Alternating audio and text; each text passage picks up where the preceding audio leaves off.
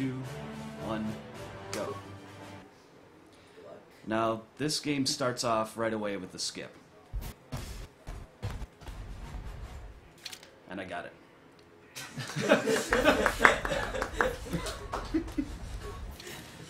Basically, this is just to make the tutorial portion a little bit shorter and easier. You do a lot of things where you just save and load to break scripts. You'll see that a lot throughout this run. Sometimes you have to move your position, like I did there.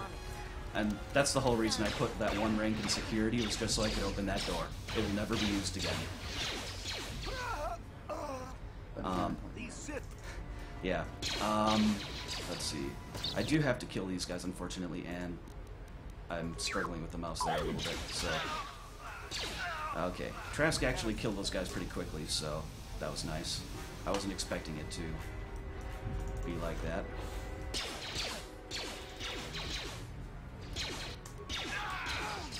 I know you will not see me running around in this outfit much longer, because I'm about to put that armor I just picked up on.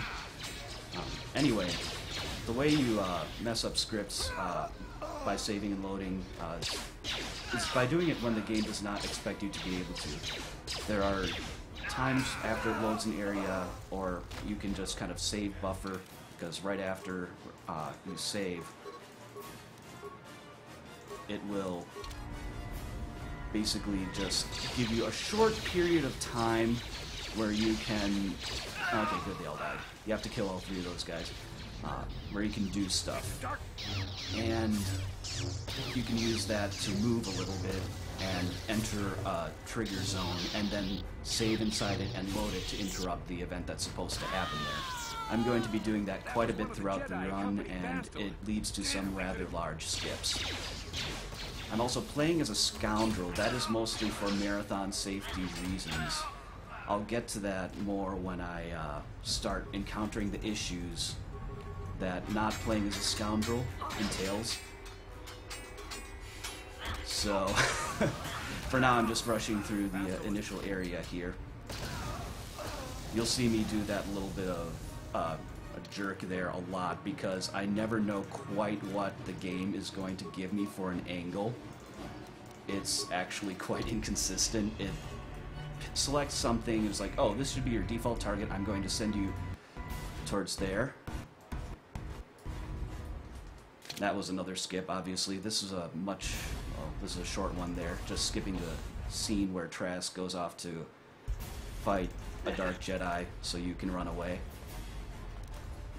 One of the downsides to playing a scoundrel, though, you just saw me switch from critical strike to flurry. I'm going to be doing that a lot. It is easily the most annoying thing about playing as a scoundrel, because... whoops. I want to open the footlocker. I don't care about these guys.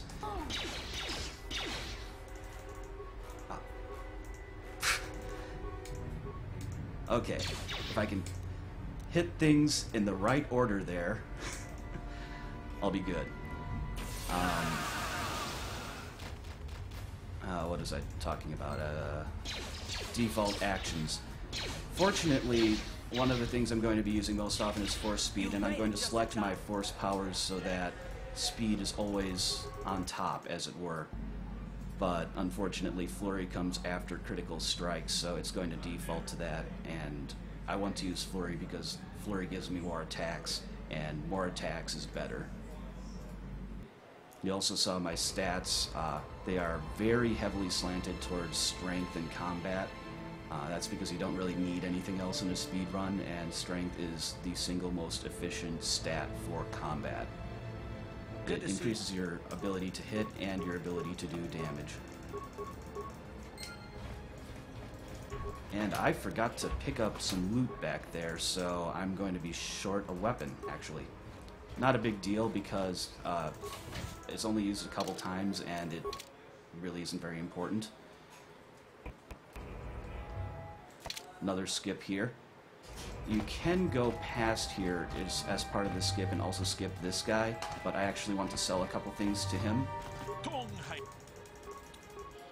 And I don't know why he wasn't talking to me there, but I want to have 100 credits up here in a little bit for a little bit of a safety strat that I'm doing to make sure I have enough light side points to use the Solari crystal after I'm done with Korriban. The Solari Crystal is the best light side crystal, or best crystal that we're going to be getting as part of this run. And, yeah, oh, I didn't get it right. I didn't hold W long enough. Yes, I am alt-tabbing intentionally. There's a trick called save warping, and I'm essentially just creating lag so that I have, I move a lot farther. And that's just double light side points there really quick, and it pretty much guarantees that even if I mess up dialogue later on, I'll be able to use that crystal. Oh, I don't want to go that way yet. What am I thinking? Focusing too much on my talking, not on my running. Anyway, up here I'm going to get a Sith disguise, basically by interrupting some Sith who are bullying a guy and taking their armor once I kill them. I'm going to walk a little bit past them to lure them out of the room so I don't have to talk to their hostage, which saves a little bit of time. Other than that, we have a good chance to do some donations or something. Come on, get out of the room.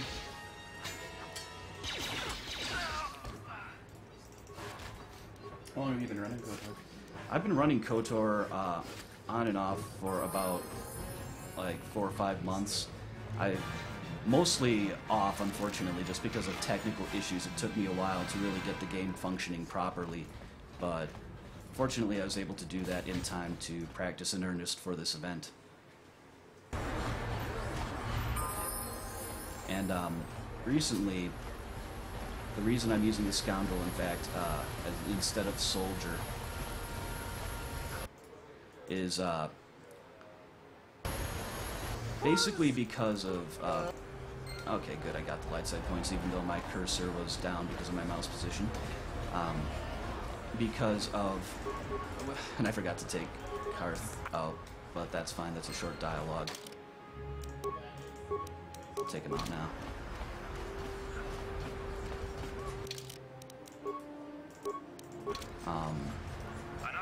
That I'm going to be using a couple times during this run, and I'll explain it a little bit more as it gets closer, because I have another skip here. This one is kind of annoying.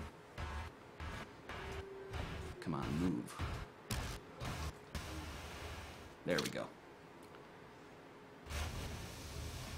This is a little bit longer of a cutscene. It lasts about 20 seconds, I want to say. And then you have more people that you have to run past that can damage you, which is annoying. Hey.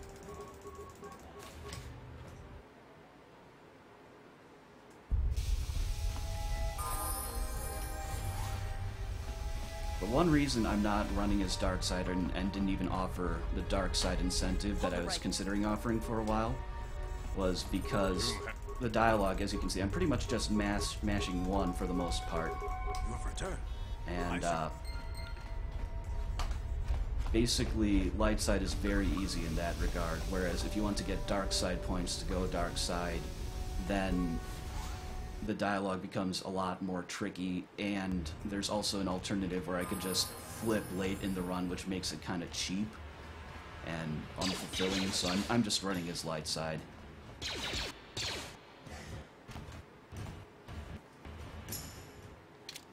Another skip there.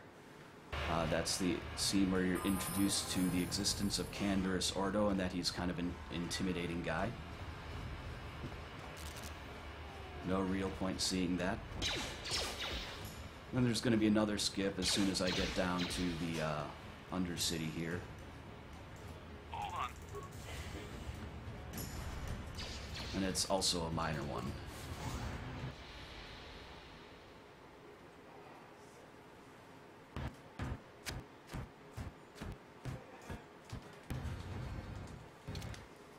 You're probably going to see me miss 1 or 2 skips throughout the course of the run. It just tends to happen.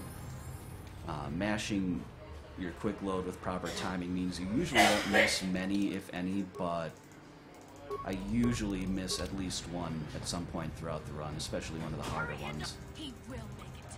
Run, Hindar, run! And if I open open the gate, they'll kill us all. No! You can't do this! It isn't fair! Oh, Not fair. No, no, it isn't fair. Nothing. Whatever it is. I'm Okay, I was saving that level up in case something like that happened. Whoops, I don't want to hit recommended yet.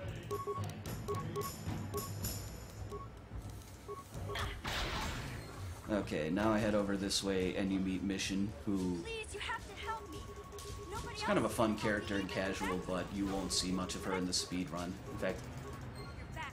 if possible, you won't really see much of any characters except the main character, because the pathfinding in this game is something... It's a thing. It is not a good thing at that. Not a good thing at all. No. So there's a definite theme of minimizing the time that you have to make sure that your party members are following you. And this is actually one of the more dangerous sections in the game coming up here. The room after this little corridor, so I'm going to be quick saving before it. As a scoundrel, you don't have as much health as you would as a soldier, and even as a soldier, there's a decent chance that the Gamorrean guards in here will just wreck you. In fact, I kind of assume they will. Also, okay, good, it went right to the door. A lot of times it decides that I need to run around in a circle before it allows me to do that, and I haven't been hit yet, which is unusual. Normally I would kind of interrupt right in between there and get a med pack in. You can use med packs in the menu. Another efficient way to do that is while you're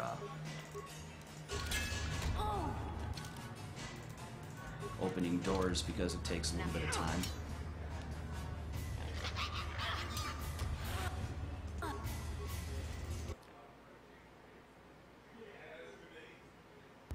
I'm here.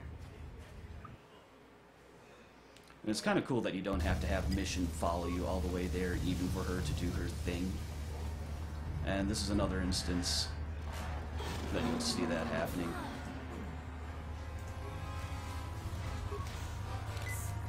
Should have already switched to medpack there, but You won't be. that'll happen too, where I'll be clicking and I'll just kind of end up targeting something that I don't want to target. A random mine, which is definitely a good thing running. All the time. Well, I wasn't targeting the mine, I was targeting the rack pools because Right. the game just gave me that particular camera angle, and I had my mouse in the wrong position. Anyway, I'm just running through the sewers here for a little bit, so if you want to read some donations or say something, go right ahead. Yeah, we do have a donation, $5 donation from The Rock, who is here on site with us. Very glad to be here. Looking forward to running FF4 later on. Remora is very supportive of all of our linear streams and of RPGLB, so I'd like to put this first and mini $5 to renaming Kane Remora in FF4. And we have a $15 donation from LL Temple, who wants to name who in Earthbound Popham. Thank you to for your donations. And there are two donation incentives for this game. Still open. There's the Bastilla versus Bastilla incentive, which is at 35 out of 250. So if you want to see that, there's a little bit to go. And there's also the bid war. I'm sorry, bid war between saving and killing Bastilla at the end of the game. Yeah, and you have a fair amount of time to get your donations in for Bastilla versus Bastilla, but still, I wouldn't recommend waiting too long, because this isn't the longest run that we have here, by any means. We're about to get to a point where RNG is going to play a big part in my time. This is, I've cut a lot of the potential trolling that the game can do out by using a particular trick, that one that I mentioned that I'll explain later. And this, unfortunately, is something that you just can't affect. You need to have 3 turrets all fail a save on a concussion grenade and get stunned. They each have a 55% chance of doing it, and they all have to fail on the same grenade. So I'm going to quick save and just load until that happens. And then in a little bit after that, there's going to be another 55% chance where I need a droid to save, or to fail the save on a concussion grenade. Also, that one has some more stuff after it. So even though that one is just one droid, you need to make sure that you bash open a... no, that is not all three. Unfortunately, that is an instant kill if you have any of them active and they shoot at you. So it's not something where you can just risk it and run past. It's actually scripted. And if you try to save buffer past it, that won't work either. You have to do it this way.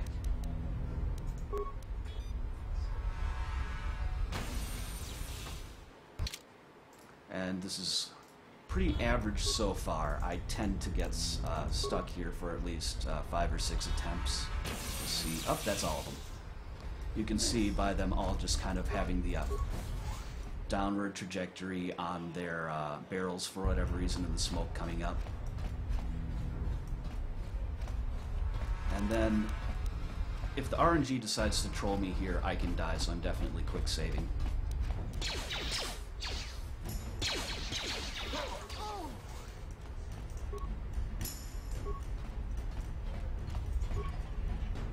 Probably should have used a med pack there, but whatever. Are you picking most of the stuff up for money, or for... A lot of that stuff is for money. Deposit cards are just kind of there.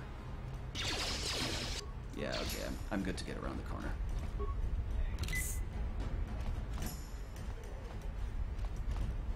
If I used a med pack there, I would have had to either go into the menu or let them all get another round of shots in at me. And here I'm going to skip a fight by pause buffering.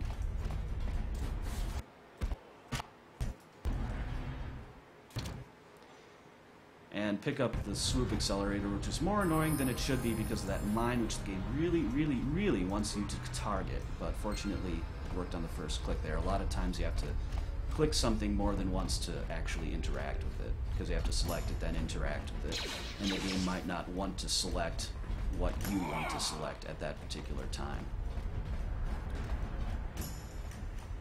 Oops.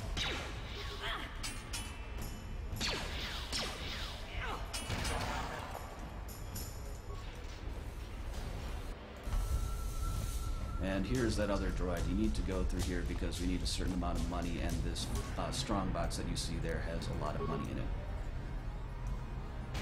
Oh, that failed. It made the save, unfortunately. And just the other day I was walled here for like 3 minutes, which is easily the longest I've ever had it take. The droid just kept either making the save or my character was terrible at opening the strong box like that. Sometimes it just decides that you didn't hit. That's not going to work. You need to get it in 2 rounds, or else it's going to get its carbonite projector off, and that is going to lock you in place. Anyway, if you want to say something while I'm attempting this, go ahead. Sure. There are a number of prizes during this block. If you donate between now and Castle of the Winds, $5 donation will enter you in for a Steam key for Child of Light and the game we're watching right now, Knights of the Old Republic. And a $10 donation will enter you in for Skyrim and Valkyria Chronicles. And these were generously donated by Juno and Gilligan, so thank you too for that. I want to thank our team of artists for making our event look awesome. Megan Roach designed our stream layouts. She does work as a graphic designer and excellent work with layouts and logos, and has contributed posters and design work for other Summer Games Notebook marathons. So you can check her out at meganroach.com to see more of her work, and she does take commissions if you want to have her do something for you or something.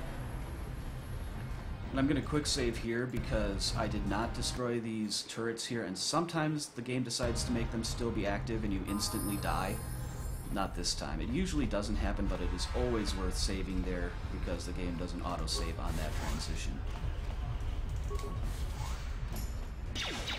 Now I'm just going to be running back to the Hidden Beck base. I'm going to do some swoop racing, and in the meantime is a good chance to explain also why I'm going to be saving this level until I get into the Sith base, because there's a trick called false level up in the KOTOR series.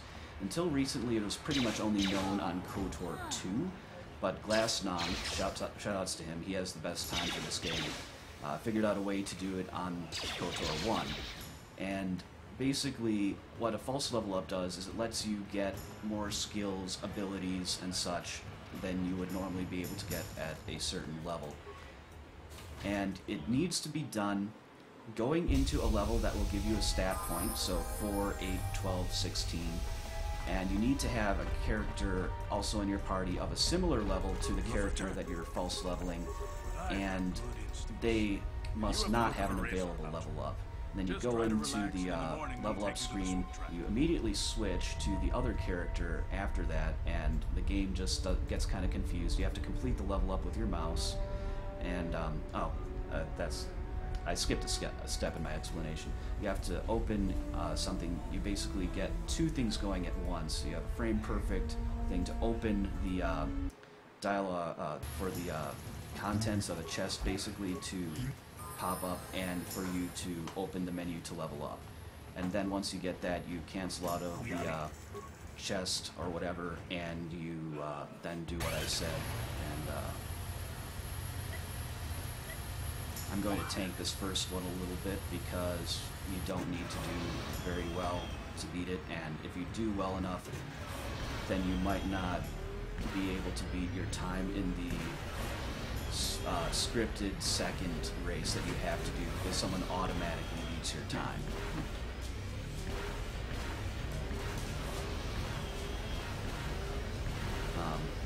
But then you are able to switch back to your character after leveling up with only the mouse, level up a bunch more times, and then you keep adding to the same stat you initially added to, and until you want to land it, and then you can finish it and get any skills or feats or such that you get on your last level.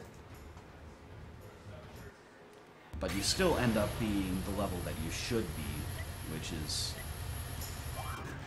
kind of odd, but glitches often are odd, and I've had this game do some very, very strange things to me, so I would not be surprised if at some point during this run I'll just be like, what? And be completely stumped as to what just happened.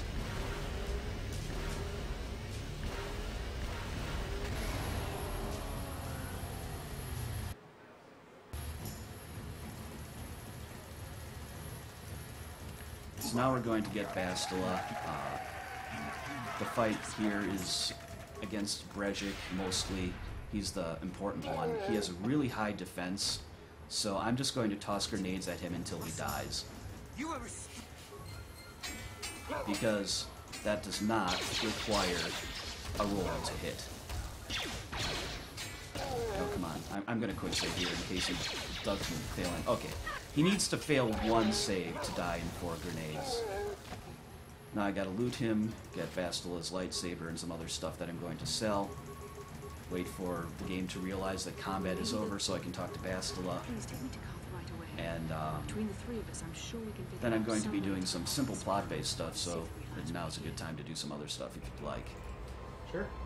I'd like to continue thanking our artists. The RPG Lunar Break logo that you see in actually behind us, and also on the layout, that was designed by Carrie Fry, who's contributed greatly to Games Done Quick Marathons, and also designed the RPG Jerkbird and RPG Good Taste emotes that you might be seeing in chats.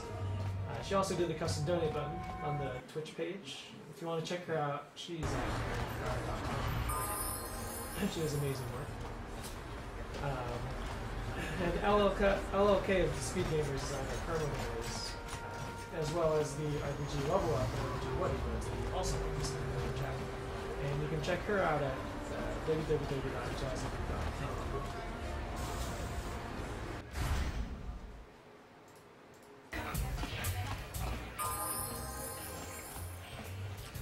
I saw So just a little more information on NAMI. It was founded in 1979 as a grassroots organization focused on making better lives for those with mental illness. Through the use of education, advocacy and research, NAMI aims to raise awareness of mental health issues and bring hope to those in need. We're very, very glad to be working with them for this marathon.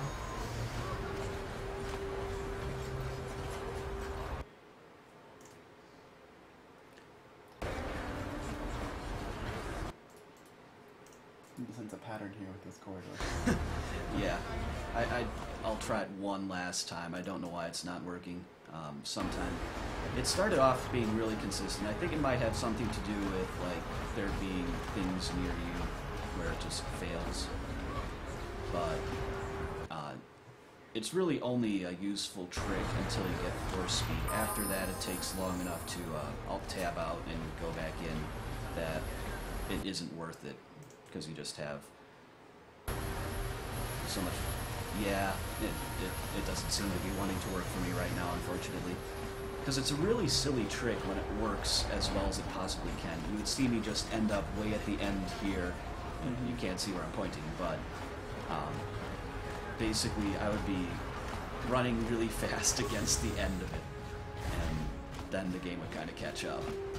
Here I'm going to get T3 for free. This is going to give me dark side points, which is one reason I need as many light side points as I have. I'm immediately going to remove all this equipment because it's not at all necessary and sell it back to her because now, thanks to intimidating her, she's offering very, very nice prices to us.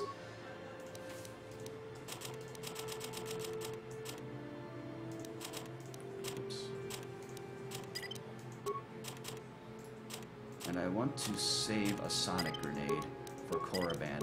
I usually will end up getting one more before then, but I need to have one, and I've not had one before, which is basically run over at that point.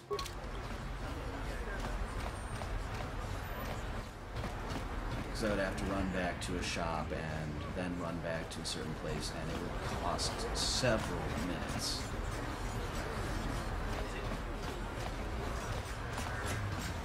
One last try. Come on, let's see if it works here. There it is. So that's the Alt-Tab trick, as opposed to the save warping, because my computer, I think it's just a little bit too strong to do save warping like some others do.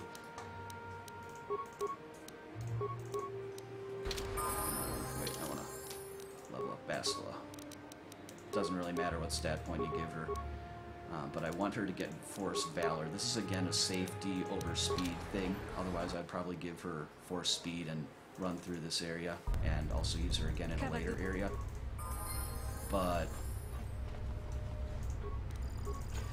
oops.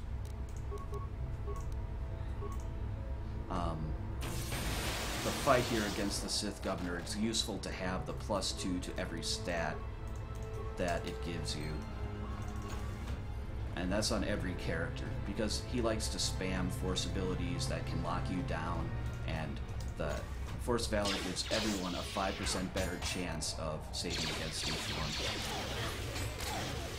I'm just killing these guys along the way because it gets a little more XP, and I'm going to have to go past them twice anyway. And now I'm going to do the false level up here on this footlocker.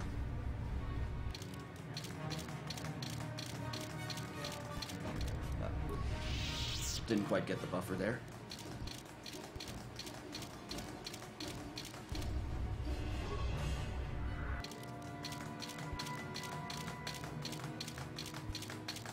There it is. Now I have to complete this one with my mouse only, unfortunately. But now I can use more.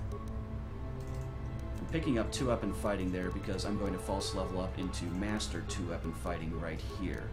So I was getting a point of strength, which I actually want, as opposed to the charisma that I was getting earlier. I'm just going to drop those extra points in there so I don't lose them, and also save a couple computer spikes over the course of the rest of the run. And then I have to save load because right now the glitch has me locked in place.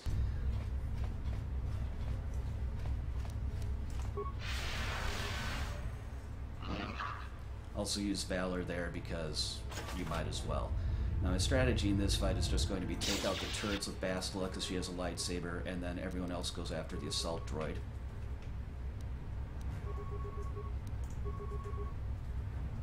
I probably didn't. Wait, Zalbar, what are you doing? No, no, no, no, no. You want to go after that. What can I do? So that was slow, unfortunately, but there's still a lot of RNG depending on how quickly they take out the droid there. Which looked like it was going pretty well. Yep, that was actually pretty average time-wise overall, I'd say, just because of all the hitting that they did there. Whoops, and I want to give an alacrity. I only have 1 adrenal strength. That's annoying. I'll give it to the main character. Also, I want to level up Zalbar, not auto level, to get improved flurry so he has a better chance of hitting. Who did? Oh crap, I just loaded. That is a stupid mistake, but unfortunately the save and load buttons are right next to each other. It's both a blessing and a curse because it's convenient, but you can also hit the wrong one sometimes.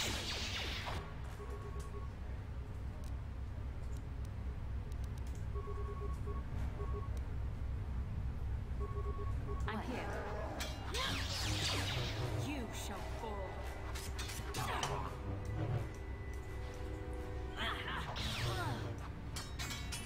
Okay, this fight isn't going as well, so I'm going to switch Bastila to a melee weapon to take advantage of the fact that the shield only blocks energy. And this is going really bad. The game's punishing me for my mistake. Now I want to give her the double-bladed lightsaber back for the Sith Governor.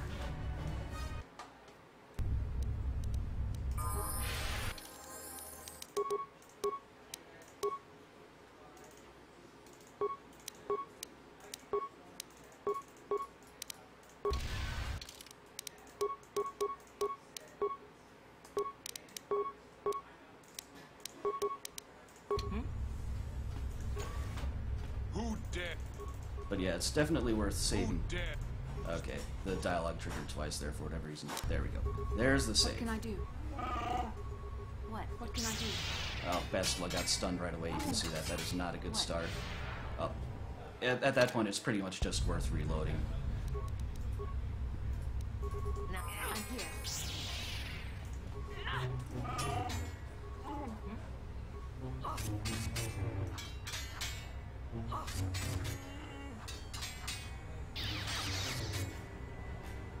He's got to be at like 1 health now. Come on, just hit him.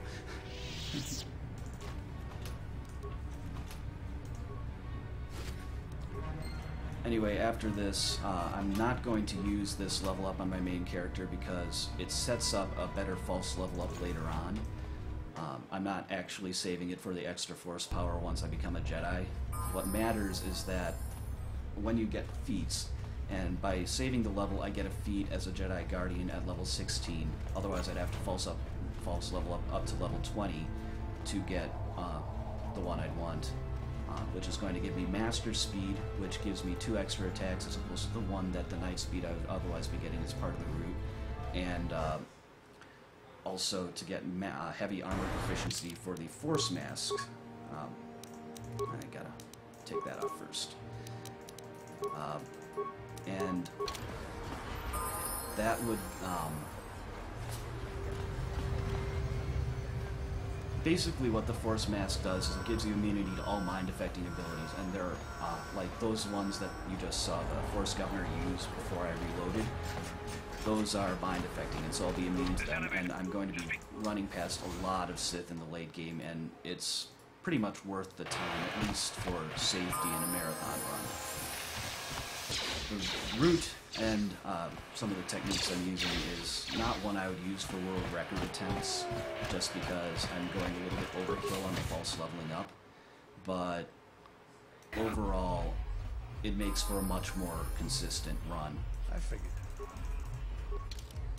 gonna add Zalbar to the party here, and now there's an unskippable cutscene that's about a minute long, so you have a chance to say some things if you like.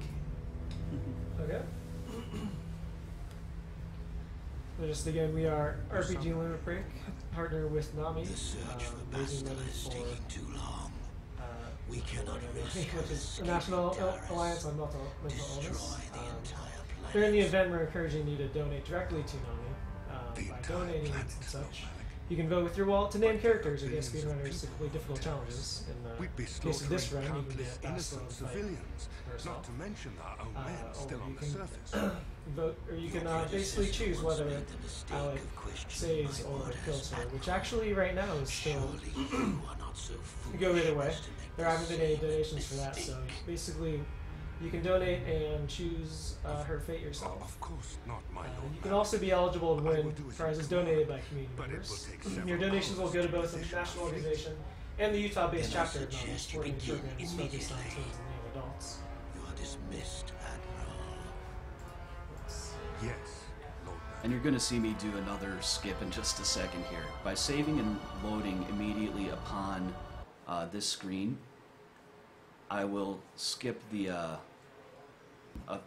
I'll break a fair number of scripts in this section, actually. You can practically see them breaking right there. That was the game going, RPG what?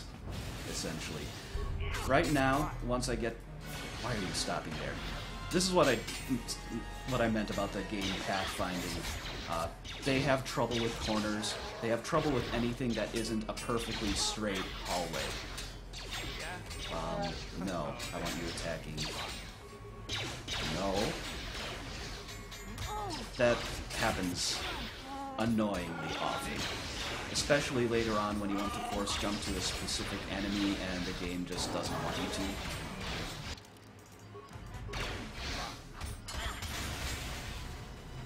Thank you. I used to be the pilot of the Ebon But Hawk. once I get to the Ebon Hawk, there's supposed to be a scripted sequence there, in addition to the little sequence where you start off in your little room that Davik puts you in and you have to get out of there. There's a fight right before you get on the Ebon Hawk, and this skips both of those things. Now this is another safety thing. There's a fair amount of valuable stuff in here, and you don't need to get it, but money can be pretty tight without it, so I'm just going to get it for marathon safety, essentially.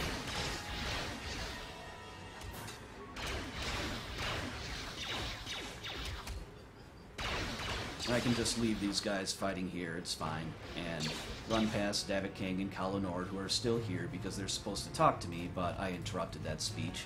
You'll see artifacts of cutscenes in a few other places in the run, particularly later on.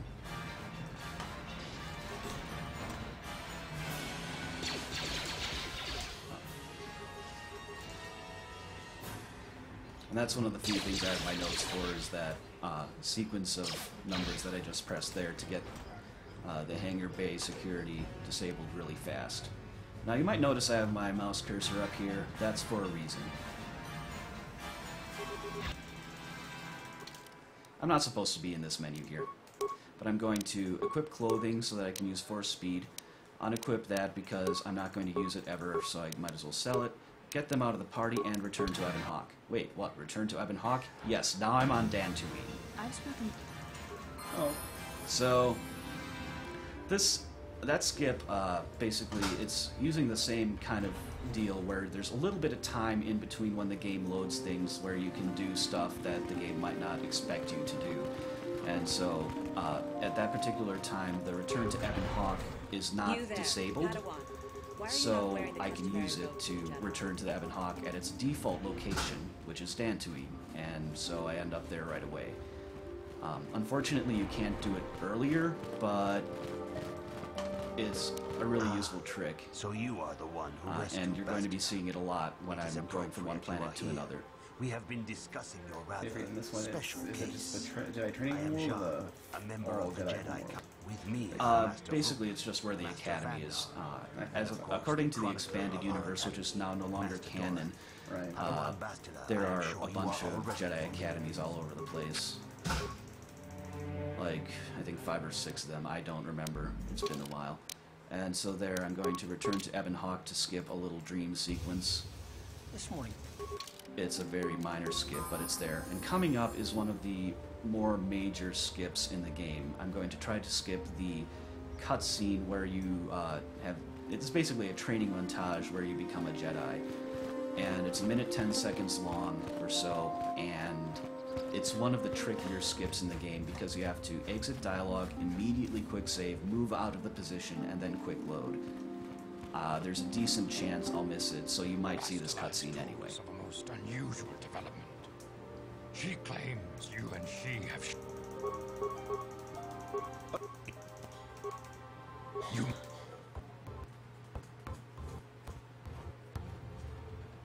But I got it. Nice. So now I can just go talk to Jar, recite the Jedi code, and become a Jedi. Greeting. Greeting. That Oh, is whoops. I pressed the wrong button there. greeting. These. There we go. And of course I want to become a Jedi Guardian, which conveniently I can just mash 1 through this entire cutscene, or that entire dialogue to become one. Force speed, of course, and Force Valor because it's useful.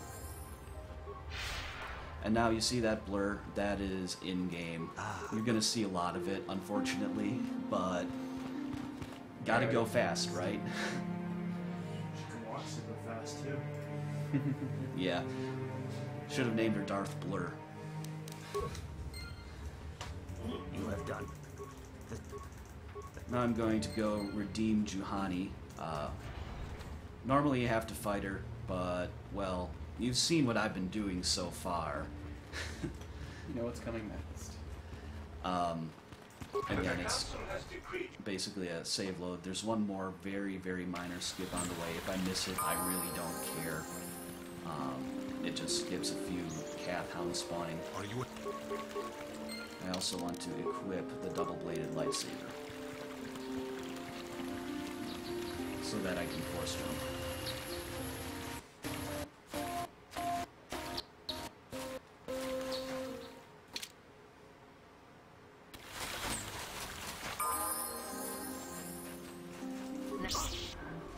And that's going to save a pretty significant amount of time throughout the course of the run.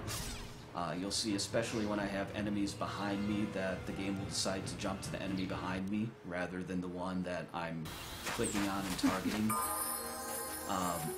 You can reduce the chances of that happening by waiting a little bit, but it's probably going to happen anyway. Especially late in the game on Rakata Prime and such. This skip is actually a little bit annoying. Playing it extra safe here, going really wide to get a good angle in there. And because I have the Persuade ranks from being a scoundrel instead of a soldier, I can just spam 1 in that conversation instead of having to do the more normal dialogue options without Persuade. Just makes it easier. The big thing on Persuade, though, is going to come up on the next planet, Korriban, because there are 2 Persuade checks there that have each walled me for minutes at a time.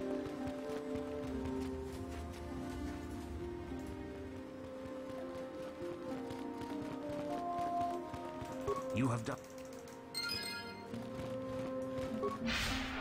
In minigames like this, it's if you have a certain threshold, you can just automatically get dialogue options. In this, I believe it's a roll, right? Now, you're supposed to have Bastila in your party, but you can remove her after talking to that guy. So, I do that. And now you can see Juhani still hasn't made it back, but somehow they know that she's been redeemed, so go figure. And I'm going to grab some stuff from this guy right here. The most important thing there is the Verpine headband, which, for a little bit, is going to give me +3 to will saves. It's a nice stopgap until I get the Sith Mask and the ability to equip it. Also, he has some stuff that's worth a decent amount of money, so it's nice for marathon safety as far as money goes. I really, really do not have to worry about my money unless I do something colossally stupid. You can skip this little cutscene walking up here, but I've found that it's not worth it in real time. It takes about the same amount of time to skip it, generally, with all the saving and loading, as it does to just watch it. Now Bastel is here. I'm going to save this level up that I have in my main character for healing. And I actually want to go to this one first. I was going to that side first for a little while, but I found that it's still more reliable to use this console first. Whoops. There we go. Okay, this one is... Yes? Whoops. Oh, and I died there.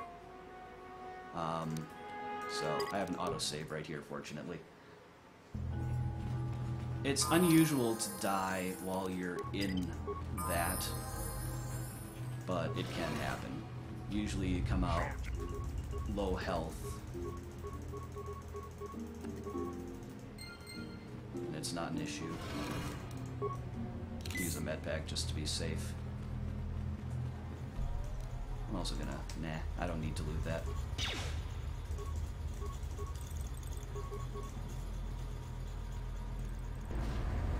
You can see there, this is will save based, and it can stun lock you.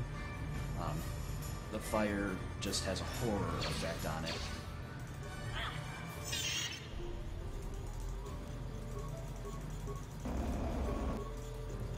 Okay, now I'm going to level Bastila up to get force speed, and level up my main character to heal. Also get Throw Saber, which can be used to interrupt some things, and Bastila has decided to run over there, which is annoying, but sometimes happens. You can see the main character getting stunned a bit there as well. If you look in the lower left, you see the X over the name, or over the face, rather.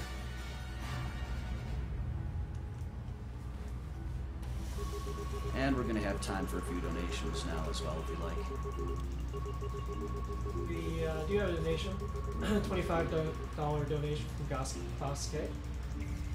He says, please put $24 towards naming Jack Mullen Arms as Boss K. Please put $1 towards naming the spell randomizer Mullen Arms as Metronome. Thank you, Boss K. So I'd also like to plug our social media outlets. You can let people know about our marathon using our Twitter, which is RPG Limit Break, and you can also use the hashtag RPGLB2015 to get the word out. We appreciate everyone's support.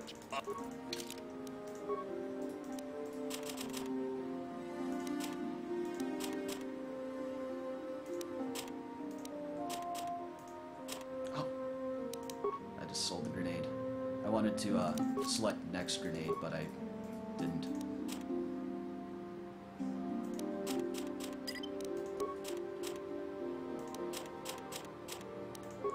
And the whole point of that was to be able to buy those 5 advanced med packs for Korriban, as well as to buy the CNS Strength Enhancer right there. 666 credits. Wow. That's nice. Anyway, the CNS Strength Enhancer, which you probably didn't have time to see, gives you +2 strength and +2 to all saves. And like you saw earlier with the getting stunned, you can get stunned by all variety of things. All saves are important, so the fact that it adds to all your saves is really, really nice. In addition to the fact that it adds to strength, which is the main combat stat for this character. Return to your ship with Bastila, and we will summon you. Padawan, you have done well in discovering the stuff. Now it's faster to transit back and then return to Ebonhawk than it is to just run back to the Ebonhawk.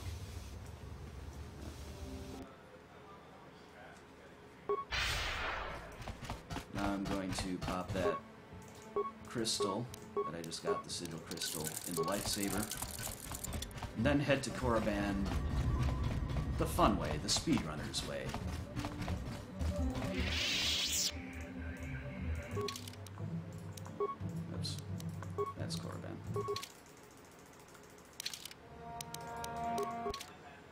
Now I have to do this twice for most planets, basically all of them except for Manan. I'm not sure why. I think it's because of the fact that you switch between Return to Ebonhawk and Transit back, and something weird happens there, but I don't know exactly why it is. It's still faster to get to Korriban and pretty much every other planet this way. It skips a bunch of stuff that happens by default inside, in between each planet. Oops. No.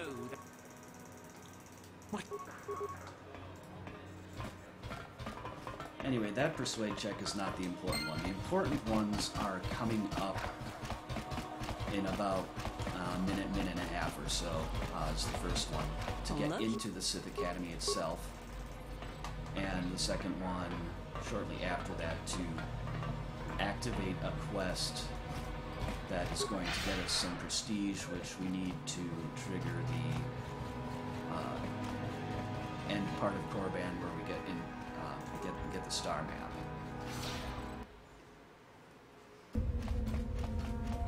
I'm also going to be false leveling up T3M4 here in a little bit, which is going to allow me to get to the Force Mask in Master Uthar's room. Basically, you can either use security or you can do a little bit of a quest, and it's faster to do the false level up with T3 and just hack your way in there than it is to do the quest stuff. There's also a slight chance that this persuade check is going to fail, so I am going to quick save before talking to Uthar here. But I got it first try. And that is completely random. I wish I knew the exact way the game handles it. I think it's just they take a random number between 1 and 20 like normal, and then add it to your persuade against their like a certain difficulty class that you need to get in order to succeed.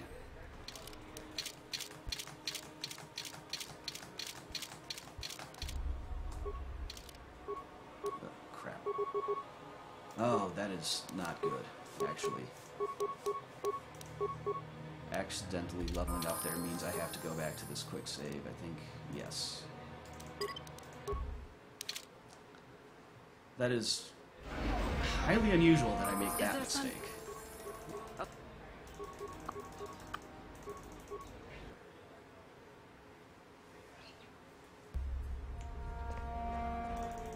Because I don't usually accidentally click there like that.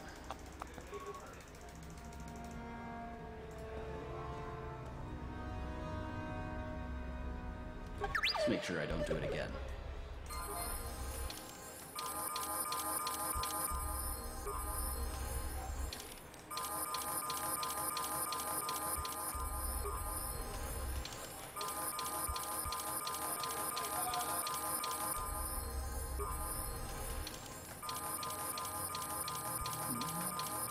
There we go.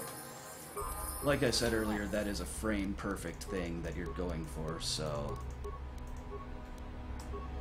you can limit the game to 30 FPS, but you have to do outside programs, and I'm just going for maximum consistency for the game running, so I'm not bothering with any of that, just going with the slightly harder 60 FPS default instead.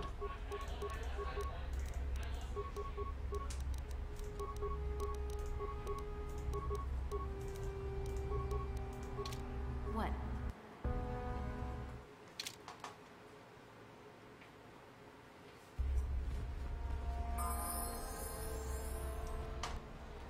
Ah.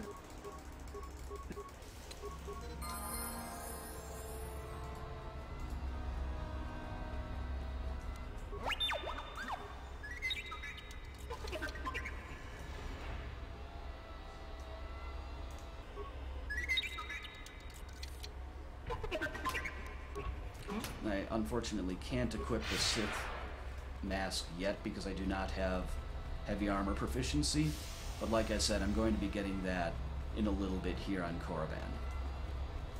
You? Now this is the other persuade check, and I succeeded at first try.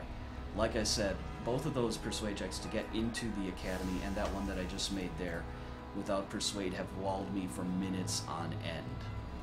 So aren't you glad you don't have to watch that?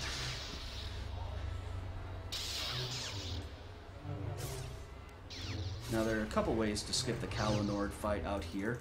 I'm going to do it by returning to the Ebon Hawk because it also lets me immediately remove T3 from the party. You can also skip it by saving and loading, but this is just a little bit more convenient. It's also nice that T3 followed me out, and not nice that force speed ran out right as I was exiting, because there's a glitch in this game that makes force speed and some other things last more or less indefinitely when area transitions and such are involved. I can't remember the exact particulars of it, but that means that I will actually have to recast force speed in here at some point.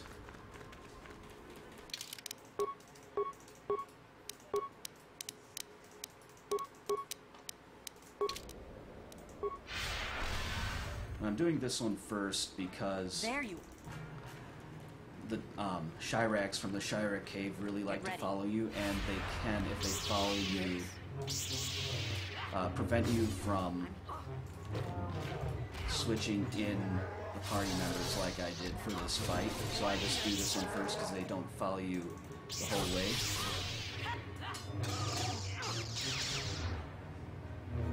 And now I have to make absolutely sure that I loot Lachelle here and not something near her like I have done a couple times, because she has a holocron item which I need to get prestige, and it's a 2-minute loss if I didn't pick that up, roughly.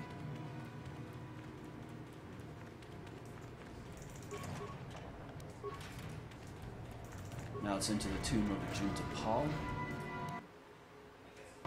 And I'm going to intentionally hit a mine here because I've been able to save this level up until now.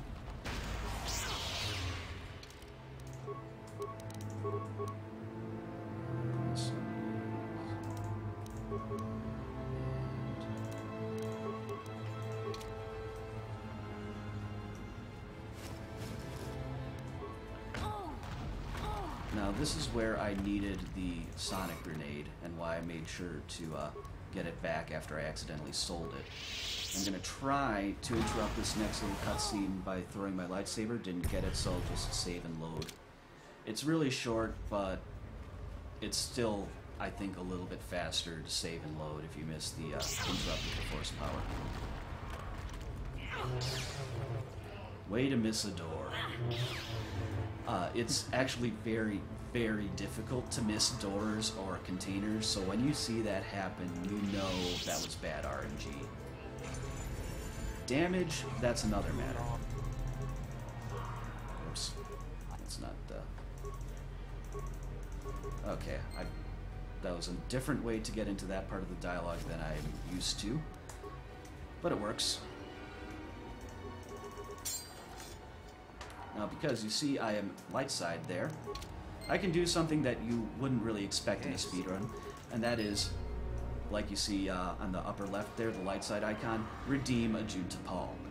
Normally you just say, I'll be on my way then, and not be out, but because I have extra light side points from a couple of dialogue options I did, in, I even didn't get dark side points from going into the Sith Academy. And I just gave him the wrong sword there, which is going to have unfortunate consequences for him. But because of the extra light side points and the persuade ranks, I am able to redeem him. It's an option that is only available when you are light side enough, and only possible with persuade, I believe. At least if there's a way to do it without persuade, then I can't remember it. The last part is to fight the Renegade Sith in here. It's just faster than doing things the true light side way, so if you're purists about it, sorry. Yeah, and basically you can do it without getting any dark side points. That's how I'm going to do it. bring them back in. Cast Valor. Hold it right. I'm gonna say, fair enough, I'll go, and then combat just starts. Go figure. And I want to take out those two legs first, the green guys, ideally. Because all 3 Sith here can cast annoying things on you. That can stun lock you for a while, or any of your characters. This isn't a terrible fight, so I'm going to auto-level them so that I can get the false level up here. I'm probably not going to be able to get it on her. Yeah. However, there's this corpse over here which you can open multiple times. And got it quickly this time. Cool.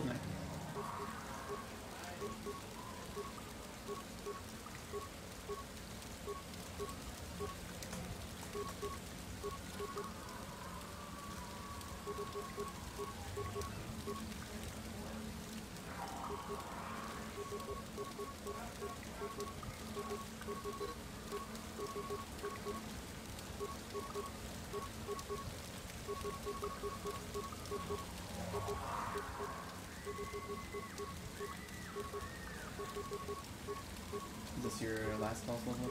It is. So you do the heavy armor and... Heavy armor and master speed.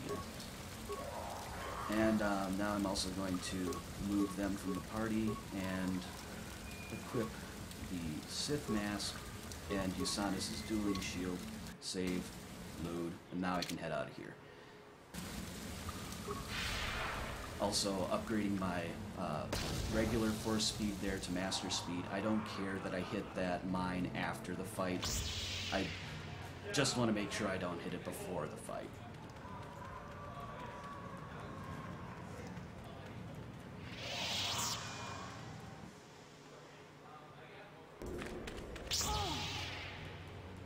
And up here I'm going to have,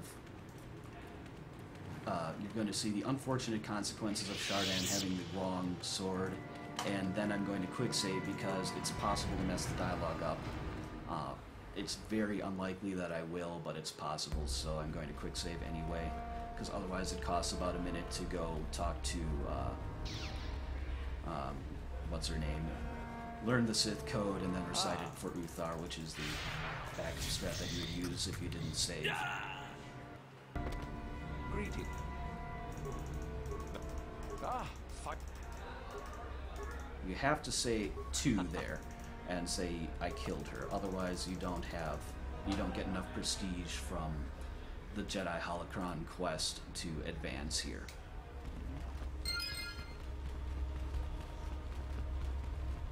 And now it's to the tomb, which is the last area in Korriban. It has some powerful enemies in it, but fortunately I'm just going to be kind of kiting them out of the way as a safety strat, and then running around them. I'm going to try not to press F4, press 4 here more than once, so that I keep my master speed throughout this entire area without having to recast it. That guy usually dies, but the whole point is to hopefully lure the Kulak raid over this way a bit, so that I can force jump to him after finishing this area. And he's, if anything, a bit too close there. Now, normally you'd force jump to that second Terran Tatic there by the lever, but the game often doesn't like to let you select the lever once you get up there if that guy's still in close proximity, so I'm just playing it safe. Also using a med pack there, because if they roll a 20 and crit on you, they can deal a lot of damage. No, not the enemies. Force jump to him. That was a pretty useless force jump, but what are you gonna do? The XP doesn't really matter, I'm not gonna lie. There's also a mine before this door, so that's why I'm running out of the way here. You don't technically have to skip it, but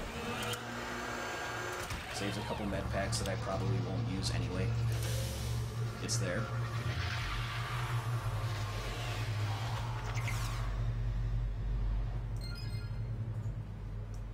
And then you have to get the Sith lightsaber there.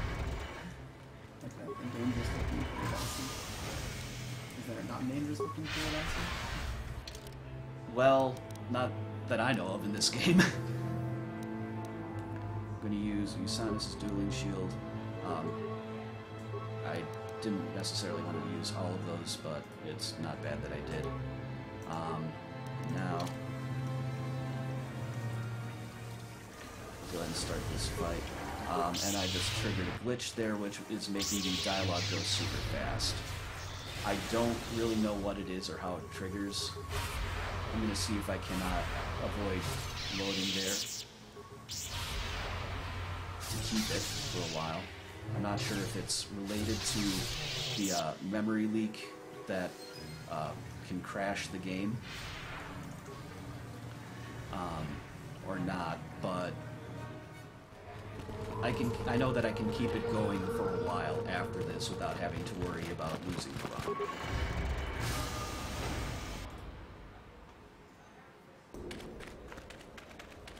And now, unfortunately, the fast travel back to Ebon Hawk is disabled, so I'm going to be running most of the way.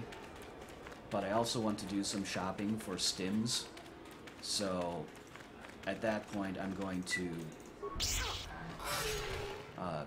just do my shopping there, which is a little bit after the point where you can return to the Ebon Hawk again.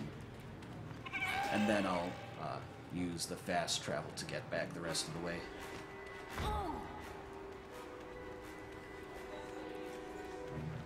Also, a lot more med packs, because you need a certain number of those. While I'm talking, while we're running here, I'm just going to say that one of the nice benefits about the Scoundrel also is that they have +2 to defense compared to any of the other ones, any of the other classes. So that's a nice plus for them. They get +2 reflex saves and the intermediate attack bonus. Soldier gets +1 every level. But another factor of my leveling plan meant that level 5 Scoundrel gets nothing that matters at all to the speed run. The only thing that's even remotely useful other than a few skill points is sneak attack 3, which I don't care about. So that's another nice bonus for saving the last level on Terrace.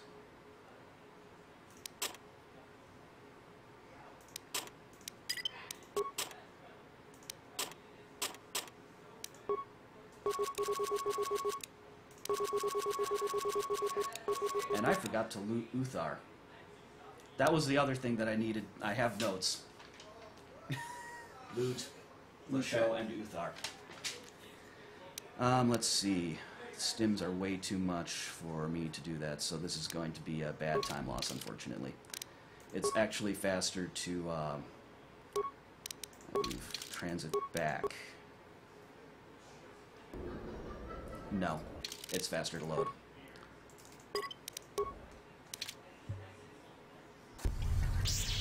And if Glassnon's watching, he's probably just laughing at me, and has been for the past few minutes, I'm sure.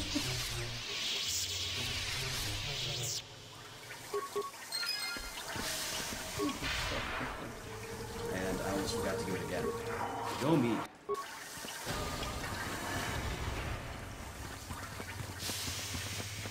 Yeah, he has a bunch of money on him as well as some valuable stuff, and that's needed to buy all the stuff. I probably could have gotten away without buying the life support packs, but I doubt that would have given me enough money.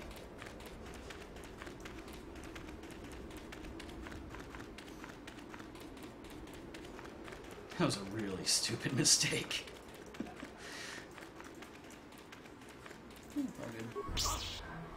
Yeah, this run actually hasn't been going very well for me for my performance, but what are you gonna do? You have one shot at it, and either you do well or you don't. So hopefully I'll just do well from here on and make it not matter as much.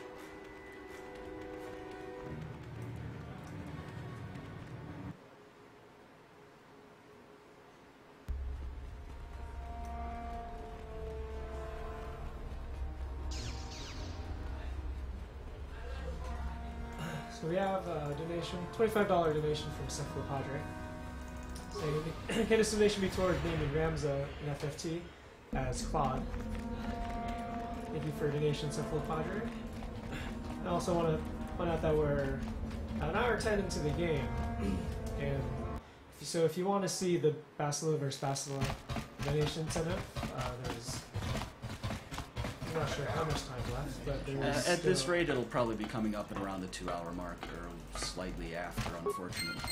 Yeah. There are about 15 minutes to get your donations in if you want to see that incentive. It's currently at $35. And the Bastila Save or Kill Bid War is still completely up for grabs, so if you want to decide your fate, you can just get your donation in for that, and it's all up to you.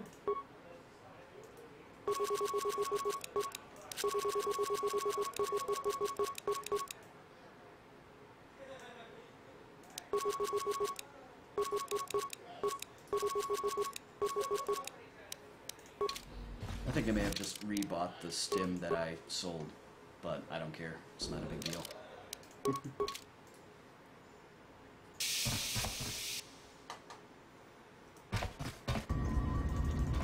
Now this is a little thing that I don't care about. You have a stowaway, whatever. What I care about is putting the Solari crystal, which I got in the room with the Terrantatics, where I kited them around a little bit, into my lightsaber. Or Bastila's lightsaber, but it's mine now.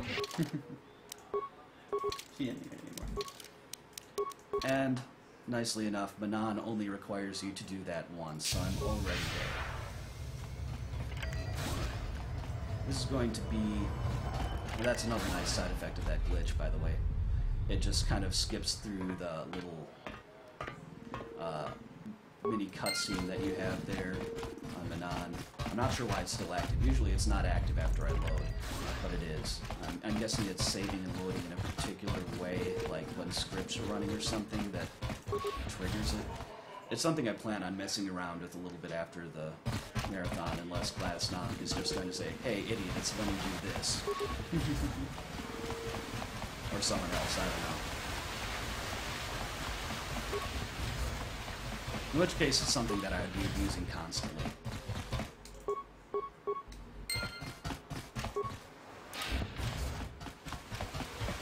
But basically, the sequence of events here is I have to go talk to the Republic ambassador, let him know that I'm on a mission, get into the Sith base, and get a data module from there. Then I can go down to the bottom of the sea where the star map is. And that's going to be a long, boring section with a lot of time for donations and such, just because walking along the floor there is really, really slow after you get outside of the base and into the area where you need the environmental suit. But we do have a little bit of time right now as well.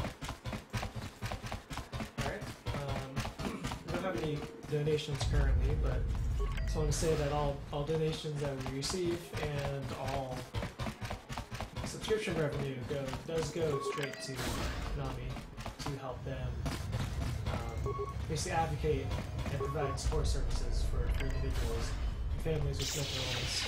So if you want to really get on the spamming of such emotes as RPG Jerkbird, RPG Good Taste, RPG What, and Level Up, you can go ahead and do that, and that does go to charity as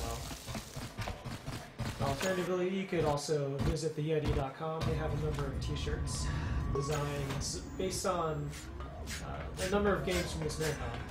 And $3 of every shirt sold will also go to so you can get yourself some nice clothing as well, and at the same time support our charity. And if you want to check those out, you can go to www.theyeti.com/RPGLiberate to take a look at those. You just saw me miss a skip there. It's very unimportant. So the important one is coming up here to skip the trial. I need to save and load after this. If I don't get the load,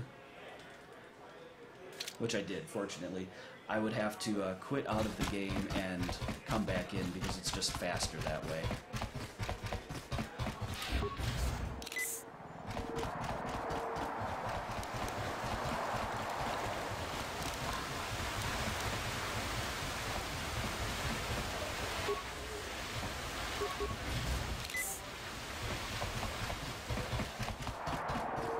And it's actually faster by about 10 seconds to run back to the Republic Embassy from there instead of just returning to Evanhawk and then running back from the Evanhawk. So that's why I'm just running like this instead of using the fast travel.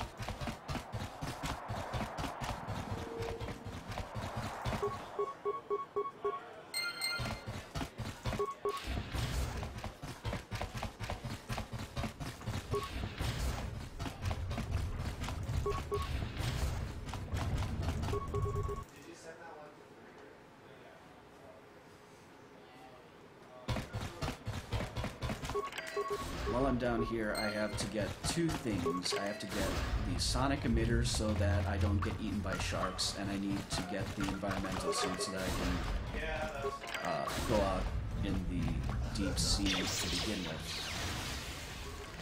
I jumped past that one guy just because I want him there on the way back. Now there's one sonic emitter in the store immediately to my left there, but it's a little bit slower and takes me past a bunch more self-cath, and they can slow me, so I'm going to be instead getting it in the room after this from this footlocker right here.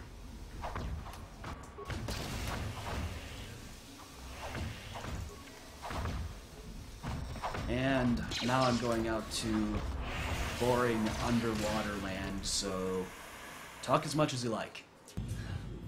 Alright, well, we just got a $10 donation from Crash Cat. The donation coming of The Demon Shuffle. $2 each to rename Alberto as Cherry. Cherry is Pound. Knight is Claire. Claire is Alberto. And Pound as Knight. I'm so angry about this because I'm going to be so confused if that happens. But whatever, Crash Cat, whatever. You're my enemy now. It's gonna be a great round. River Sunch is going to have a lot of fun with that.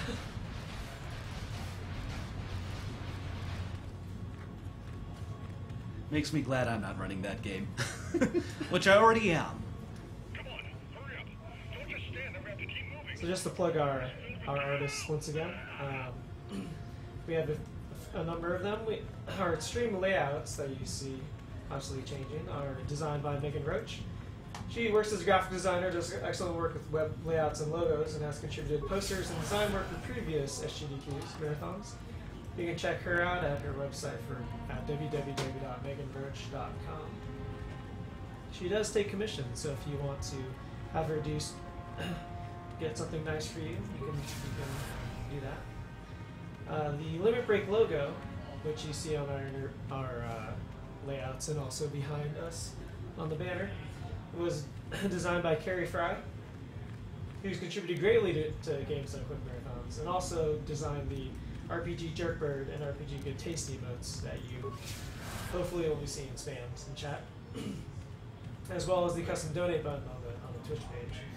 And her website is www.carriefry.com.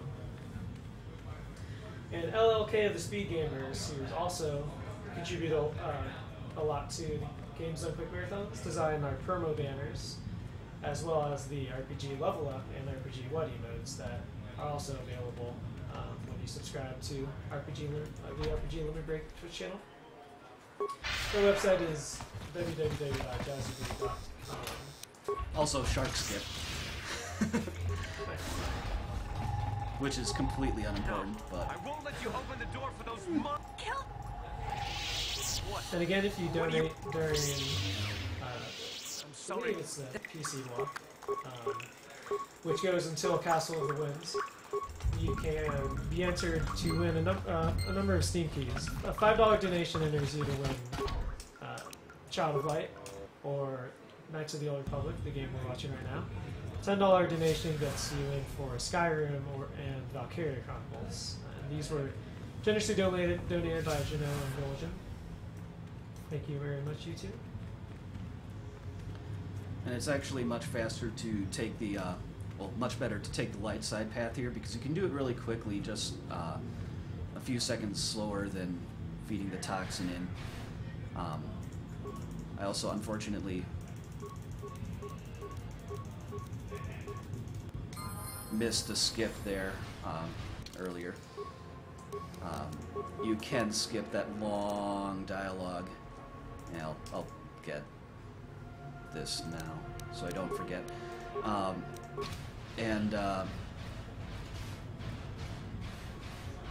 Basically, I don't know if it's entirely worth it, but I missed it. Right now, I'd just like to take a moment to talk about what this event means to me, because we're in benefit of the National Alliance on Mental Illness, and that includes things like depression and anxiety. Both are things which I've suffered from at one point or another in my life.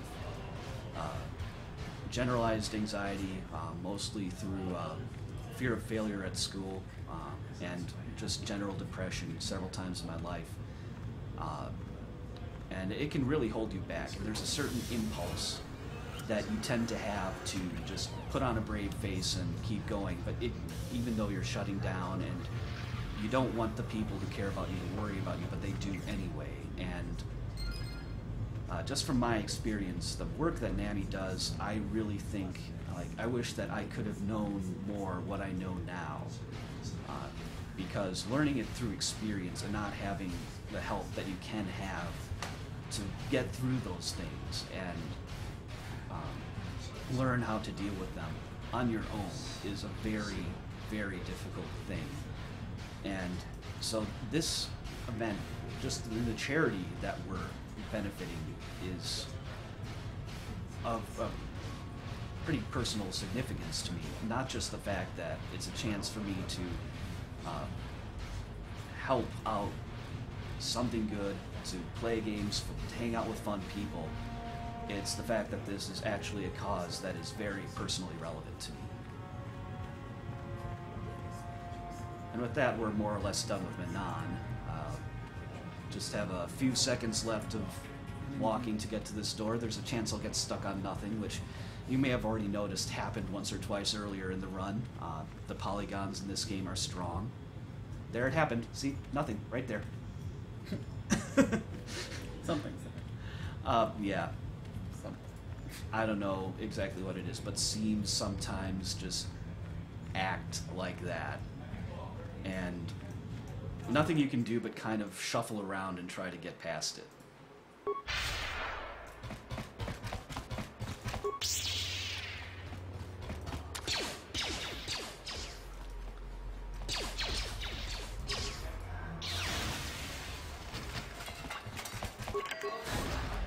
There's only one more skip on Manon. It's going to be a return to Ebon Hawk trick. Just because it's a little bit faster. You can break the questioning by the Cellcath after coming back from this by saving and loading, but that doesn't let you fast travel back to the Ebon Hawk, so it's actually faster to just watch them walk up and get back this way.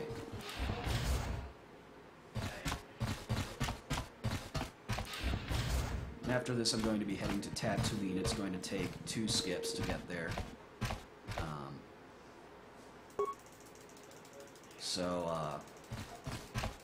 I don't know if there's any donations that we have right now.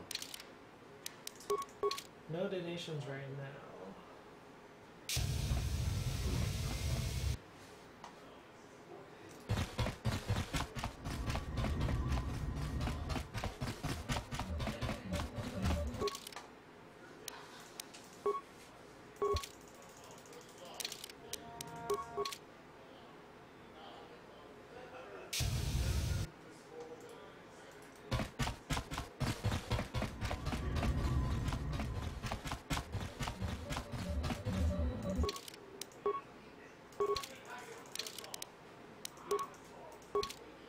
Now I'm going to use force speed immediately here to skip talking to the customs officer. I have to force speed anyway. And so, using the force power there, the animation interrupts the dialogue. I'm going to have to do that again later. Oh, and now I'm going to have to quit the game. Fortunately, that is an autosave, and I can, I'll have a non-corrupted save shortly before this. I was going to actually very shortly do a hard save, so that happened a little bit before I had the chance to. Okay. Oh, that corrupted. I have to go all the way back here. That is really bad, actually. I might go overestimate. Since that okay, I had it in time. And I used it twice, so I'm not going to get the shark skip this time. Most likely, it's probably going to notice me. Usually, you have a little bit more warning than I did there for that to happen.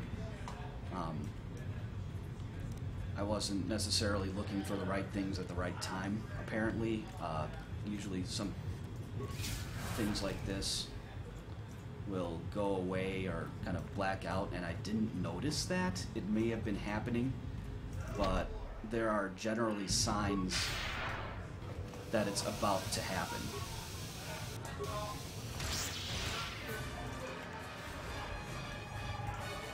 No, I won't let you open the door for those What? No. I'm gonna make sure I get this skip this time. Even if it costs me time in doing so. Oh, come on. There. So yeah, it just skips a little bit of dialogue. Probably saves like 3 or 4 seconds tops. And now we have a lot more walking. This is now the walk of shame. This is the one. It's just an unfortunate side effect. I've gotten as far as all the way through Tatooine before that happens. I usually am able to get into Tatooine. I think it has something to do with your RAM, how far you're able to go. But, oops, I messed it up. Oh, crap. Fortunately, there's an autosave that is not corrupted right before that.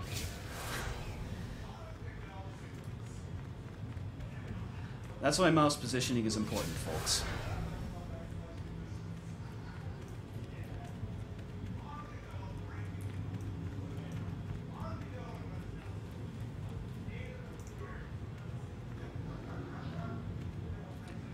Well, I can still come in underestimate. That's not over yet.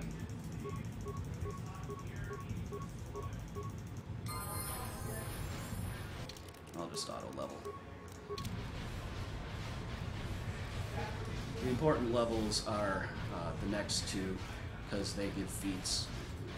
And if I get to level 13, that as well.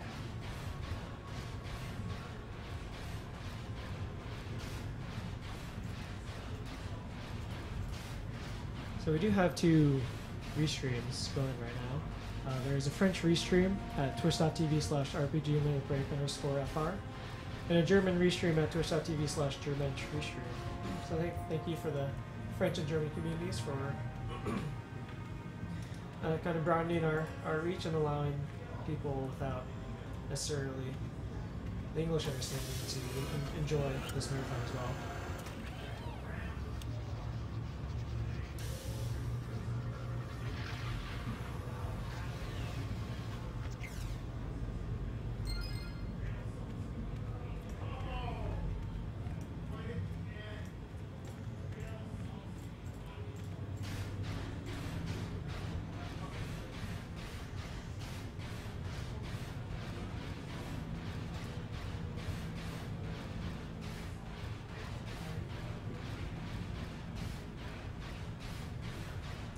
I wish there were a way to speed this up. I really do.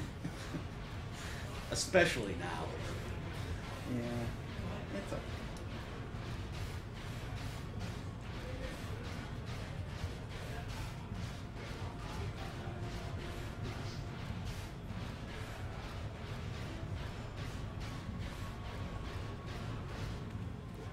chance to not get stuck on that polygon again. Yeah, I might be able to make it through here cleanly.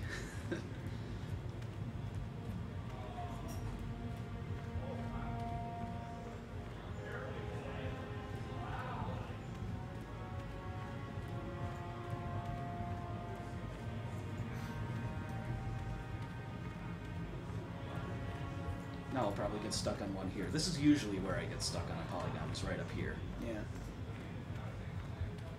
Yep, There it is. called it.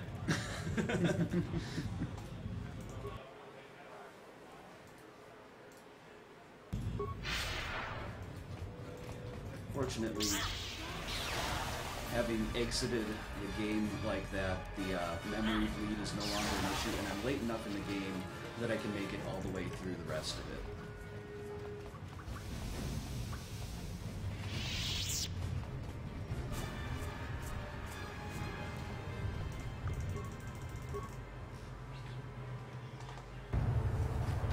You've returned.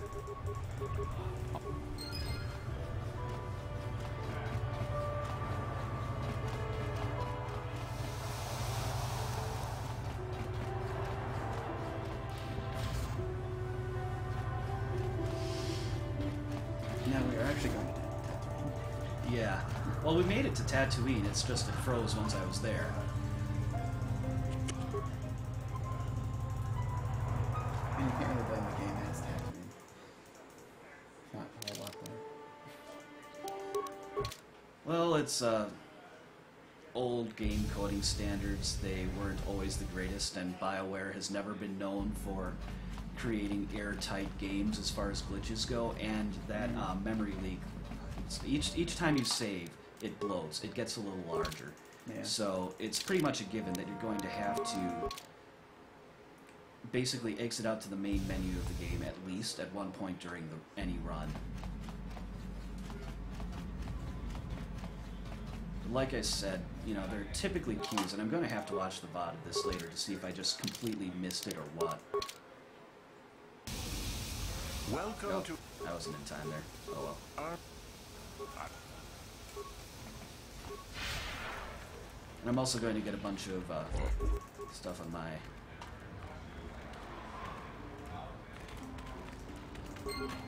Actually, let's make sure... Yes, absolutely sure. I'm getting paranoid now. It really shouldn't be an issue for the rest of the game, though.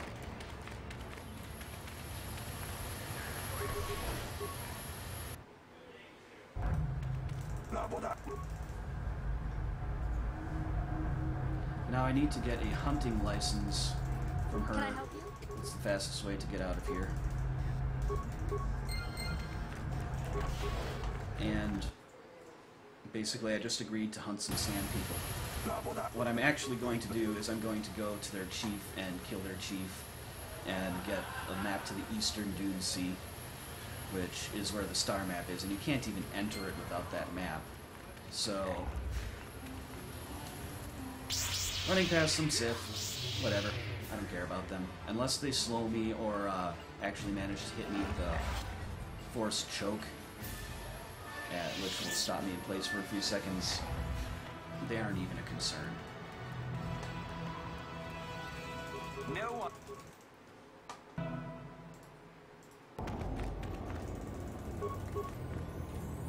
And this is one place where I did some timing of the alt-tab stuff, and it is actually faster to just run across the Dune Sea here. Maybe a little bit less interesting, but more consistent and just faster in general. I'm also going to be running in particular ways as I go across the sands here to not trigger sand people ambushes. They are purely location-based as far as I know, so I'm just going to avoid them by not running through them. There's already one that I could have triggered, and there's another one if I go a little bit too far right up here, but I'm just going to hug the sandcrawler a little bit there, and I'll be fine. And then I'm going to kill one specific sand person elite warrior up here because he has both sand person clothing and I usually end up killing one or two others just while waiting for the remains to spawn. But he also has bantha fodder, which I'm going to need for later. And then I run a bit to the right over here because up towards that dune there's another sand person ambush that you can trigger. And this disguise is just to get inside the sand person camp. I'm going to remove it immediately upon getting in there. You're a really fast sand person. Yeah. And that's not heat blur, that's speed blur. Even though it doesn't seem to be moving past very fast because it's so flat.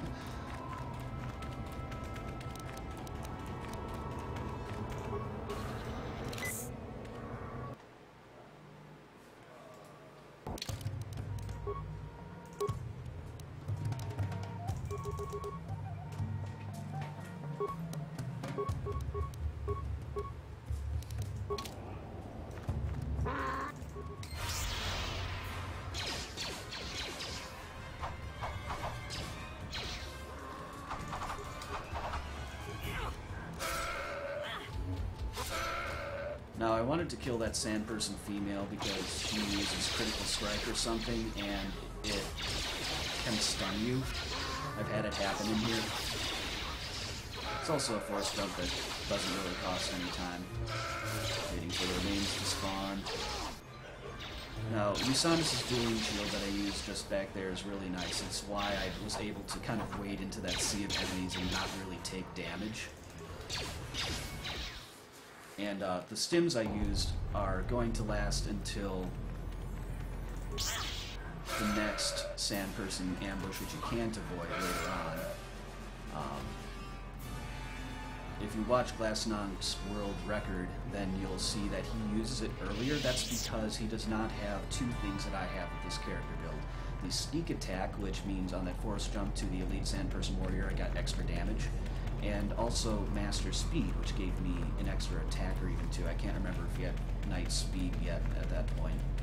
But those two things combined meant I didn't need stims for that one. It's pretty much a guaranteed one shot on the force jump in. Now, I'm going to run across the sand here for a little bit. But once I trigger a cutscene, I want you to pay attention to what's inside the cave in the upper right-hand corner. And, yeah, just...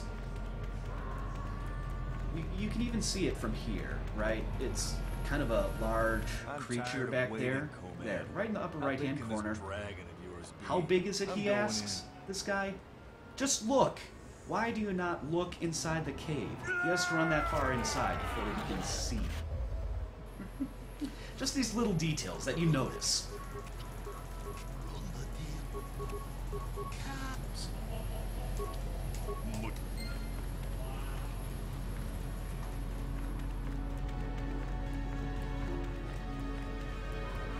Donations if there's... Yeah, go ahead.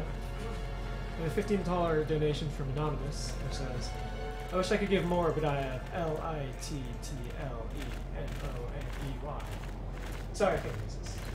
I'm grateful this exists. I love RPGs, I enjoy speedruns a lot. Though I am too much of a coward to actually start taking it up. Too scared. Though people would hate me for having the audacity to try. It's also like I know I'll fail on whenever I try, but I know it's false. I've spent my life knowing mental illness is a sign of weakness. It's not. Like meaning for glasses. It's not a weakness, it's just a thing that exists. It doesn't make me a bad person. If it's not obvious, I do suffer from severe anxiety and depression. Games help me forget that, and it doesn't make me a little play at all. I guess what I'm trying to say is thank you for everything. Thank you, Anonymous. I would suggest that it's definitely worth it to try doing speedruns, because this community is amazing and they're very supportive of everyone in it. Yeah, I have to say I was kind of nervous about jumping in and speedrunning and joining the community myself. So, I mean, you look at me here. I may be failing pretty hard at this game so far, but you know, it's still a lot of fun. Just to come here, hang out with people, even if you don't get a game on the schedule. It's a really fun community. And honestly, the advice I usually give people is whatever game you like, whatever game you can play a lot of. If you want to play more of it, try to do a speedrun. You can try to route it yourself, or it's possible to run a route out there. It's not too hard to pick up. You don't have to stream it. You can just do it for fun. And just have more fun with your game. Get the next level up then. Okay.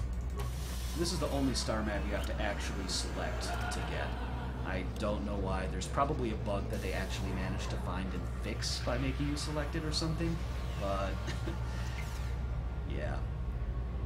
Just a weird little side note there. And there's Darth Bandon. I can skip him by alt-tabbing, but it's a little unreliable if I'll get the distance, so I'm just going to skip the trigger the old-fashioned way.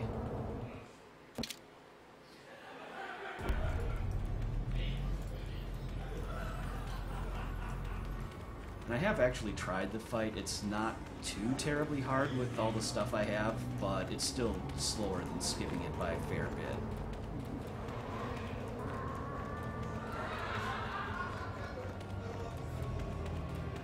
And again, I'm just going back to an area where I can use the return to Ebon Hawk. Basically, you just have to leave the Eastern Dune Sea, head back either to the main Dune Sea or to the Sand People area. That one's, I think, like a couple seconds faster. It's not much. And I actually would have to use force speed again there to skip that guy again, but I forgot initially after the reload.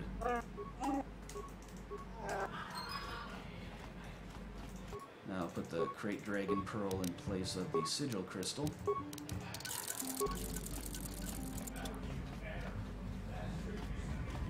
Because it's a little better. And my lightsaber upgrades are complete. And now I'm going to head to Kashyyyk. And I'm not bothering to do the skip because now I automatically get yoinked to the Leviathan. What's going on? I would love to be able to skip this, but you can't, unfortunately. We're caught in their tractor beam. Do you recognize the ship? So It's the Leviathan. there are parts here where you have to bring Karth and Bastil along, and they love to get sidetracked. So we'll see how that goes. That can lose me a fair amount of time. And I'm having Juhani hide because she has force speed, and the other people I can have hide don't. That's pretty much all there is to it. Karth, it's been far too long since we last spoke. I see the recent months have not been coming.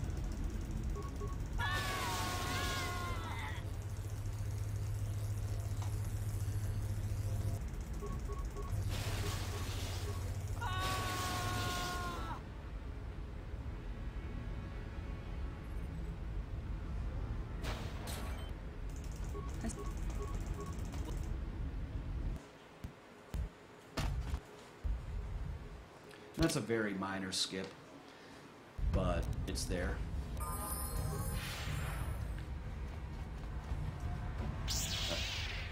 There we go.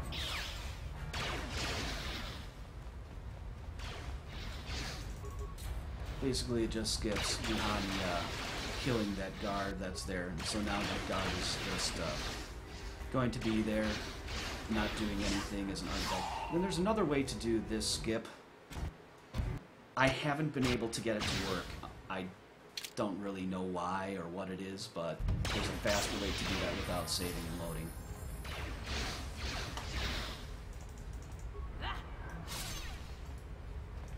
Oop, that's not on burst speed anymore. Okay.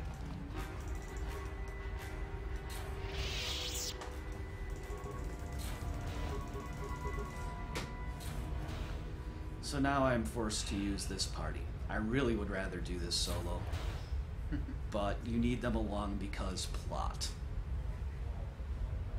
The great weight of plot. The thing that we've been messing up so much... I didn't want to open that locker. That one, yes.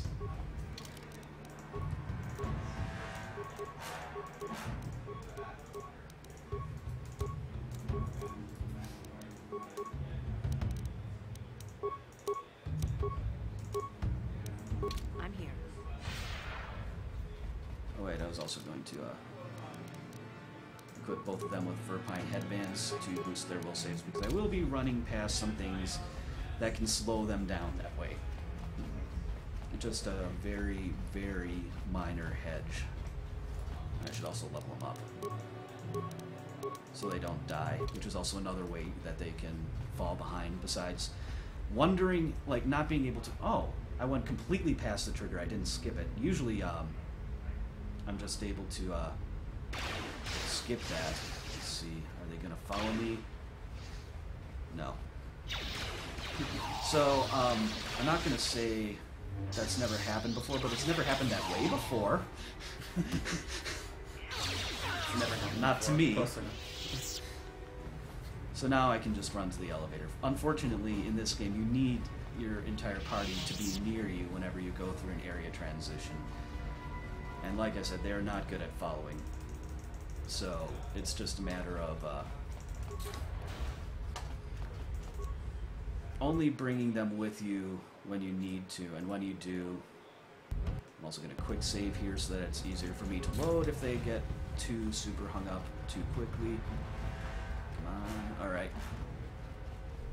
Car's falling behind a little bit. No, they're about even. Good. Come on. Okay, this is looking decent so far. Okay, now come in this room. Good.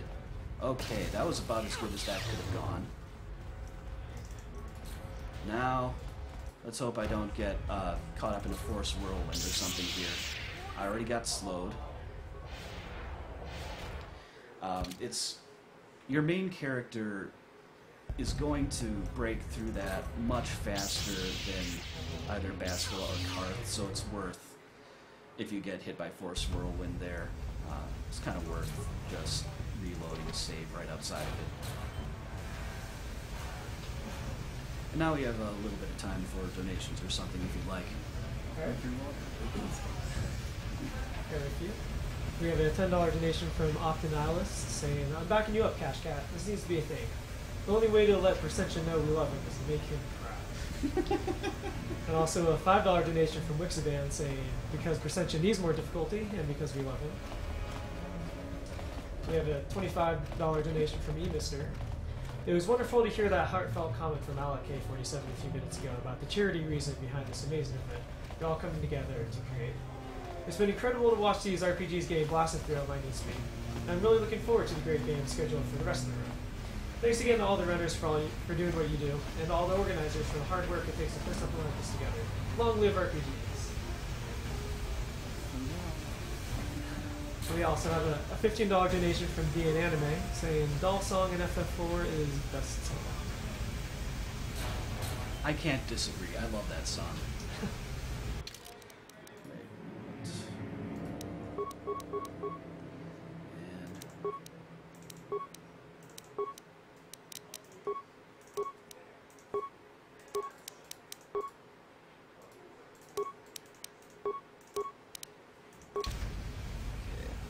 Make sure I go the right way here.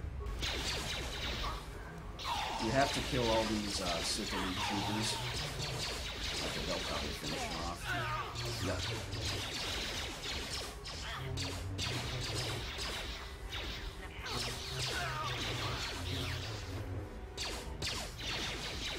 I'll go after this guy next. No, game, please.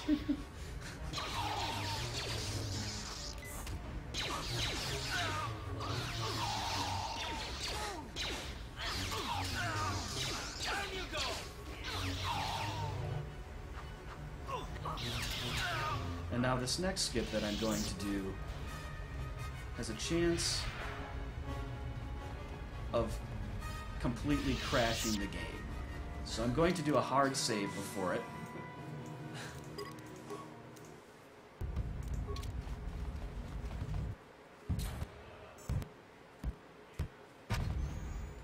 Okay, looks like that worked. Yep. Hey. So, Saul Kareth, you don't have to fight him.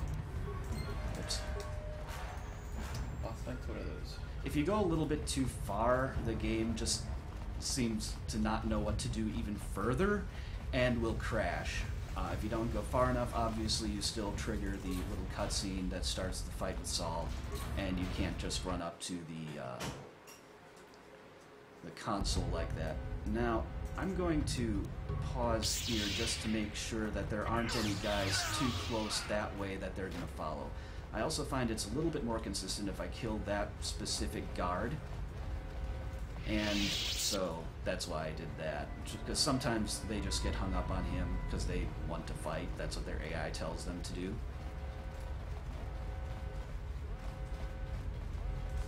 Similar deal with these guys. You know, forced jump.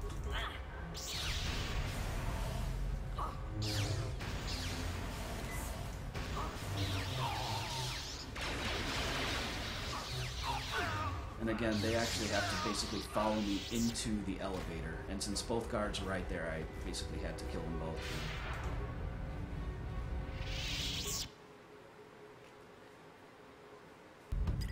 Now at this point, the mandatory plot reveal cutscene that's coming up in a bit here is going to bring them back to me, so I'm just going to turn on solo mode so that they don't die to enemies along the way, because, well, that can happen otherwise.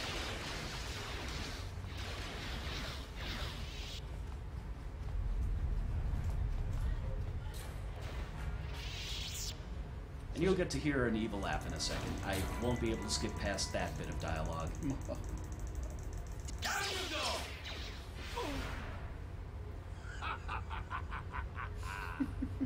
So yeah, that's the villain of this game.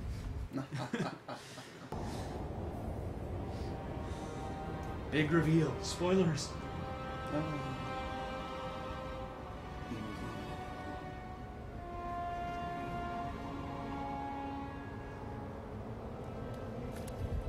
You know, normally I'm a fan of the natural look on a woman, but I think I can advocate for some makeup here. You know, You cannot hide. just saying.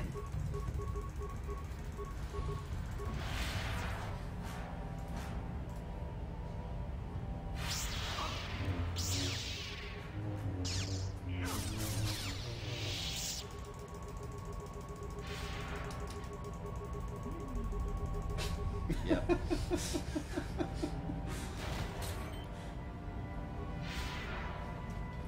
Now you have to run all the way around. Not entirely sure why the game made you run around quite like this, but they did. Also, I'm not worried in the slightest about Malik in this fight.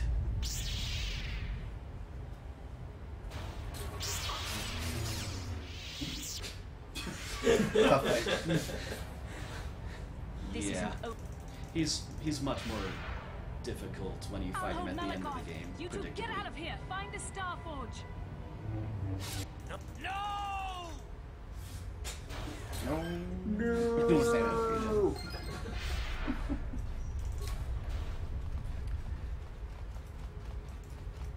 And so, next planet is going to be Kashyyyk. I'm going to have to actually fight some fighters here. I won't be able to skip it all.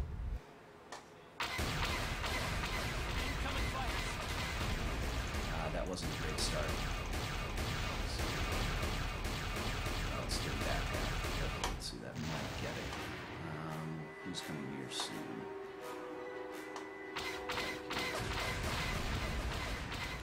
That guy came from below, I think, so I should see. No, I didn't fall below that. This part is just annoying. Coming from there, okay. And that guy. Yeah, that guy went below.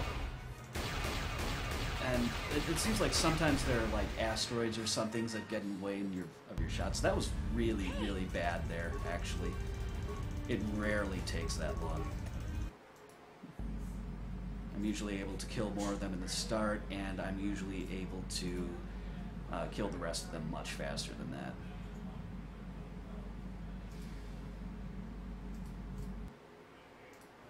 And now I'm sent back to Dantooine, unfortunately, and I didn't get back in the Ebonhawk fast enough to skip this dialogue.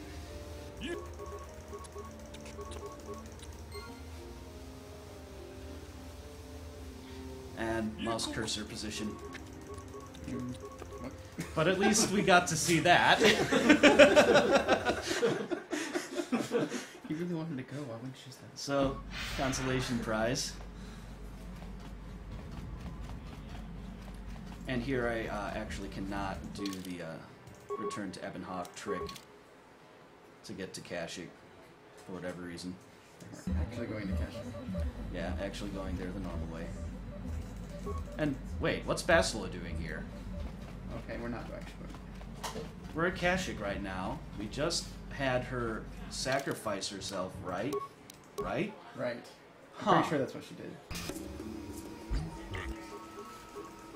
Oops. And I gotta talk to that guy because otherwise, later on when I do the return to Ebonhawk trick to skip some stuff going to the Starforge planet, Rakata Prime, or Luhan, as Lahan, I think Lahon is spelled, whichever you prefer to call it.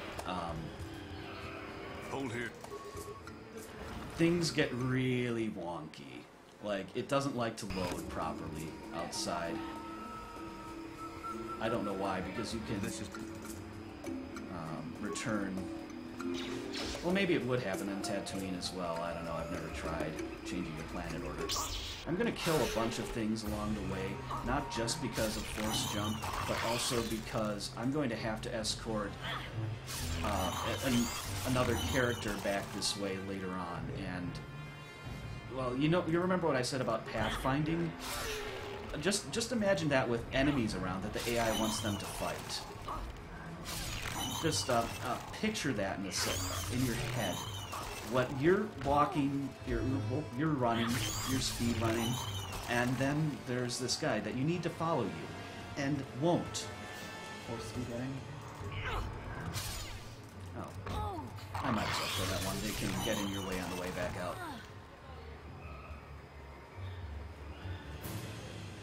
Hey, more Dark Jedi.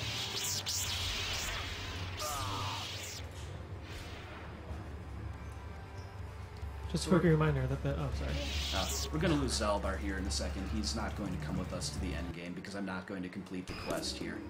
But anyway, go ahead. I was just going to say that the time to donate for the Bastila versus Bastila incentive is starting to get a little close here. So if you want to see that, you should get a donation in. And also, the Saber Kill Bastila bid war is still completely up for grabs. So you can throw $1 or $2 at that and have it end the way you want it to.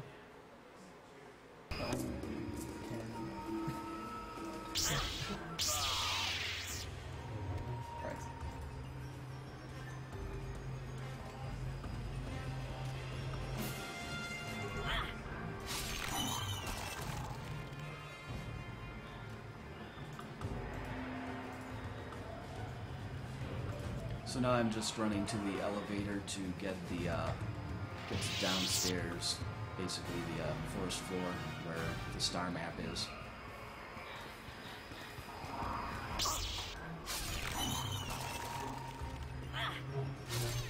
Yeah, I can let that one live for now. No, not the attack. Force speed. Go fast.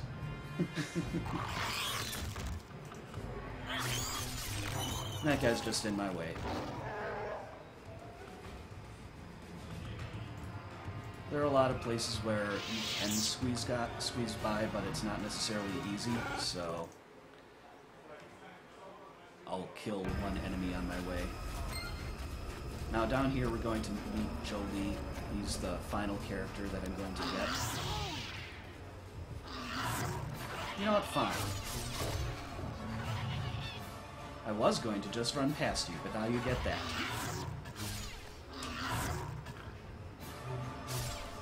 There he is. And sometimes you just can't force the speed. I see what you did there, Freddy.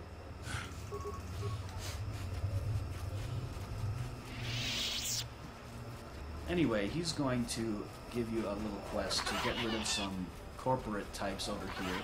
I'm just going to do that preemptively. I'm also going to kill one of these guys on each pass through because otherwise he has a tendency to get hung up on them. later on. Now it's important that I do not accept this guy's quest, because that makes all the monkeys in this area hostile. And predictably, that is very, very annoying. They are not strong at all, but having to escort Jolie past all of them is... I've helped you. You sure you don't want to open that barrel of monkeys? You do not want to open that barrel of monkeys. You want to open this guy. Only. Run! Oh, Run! and then run. You know, you just stand there and it runs past you. Because, well, that's how those things work. It knows better than the rest of you. One would hope. You'd think more things would know better than to mess with Wolf, but... yeah, I might as well just kill this one. Force jump isn't actually really going to save time if you need Jolie close.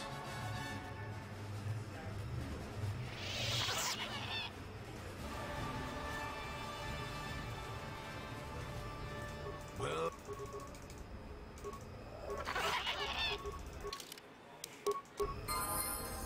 I'm also going to level him up. Might as well level me up now as well.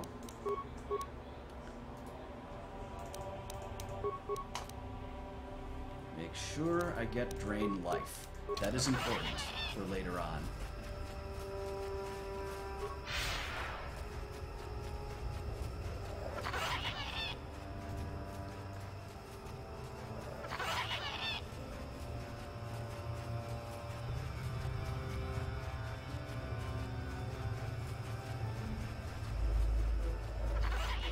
And basically you need Jolie along in order to get past a force barrier that's up here. And it'll only open it for you if you do the thing to get the guys to run away like they did. And of course, the Star Forge is past here.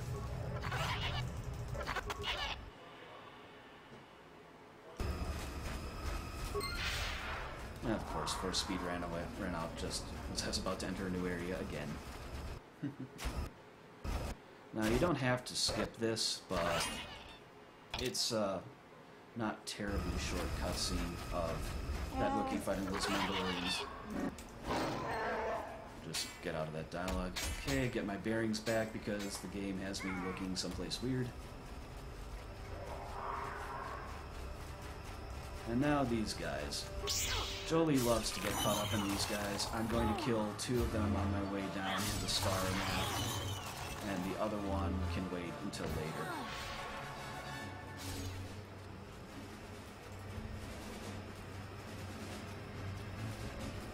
Yes, this way.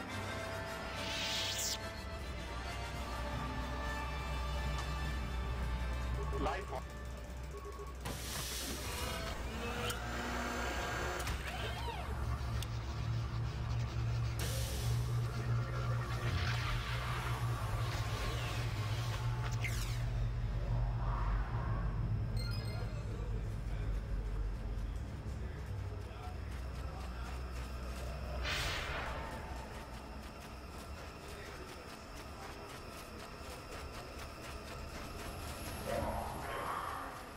I don't want to go that way. There's actually something that happens there. I believe I have it triggered, actually, so I want to make sure that I don't bring more enemies into the fold. Also, you get healed.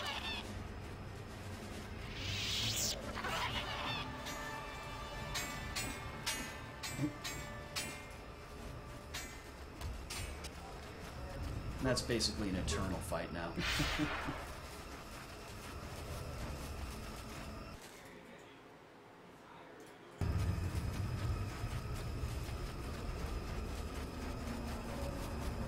Also, what's my time so far? 204.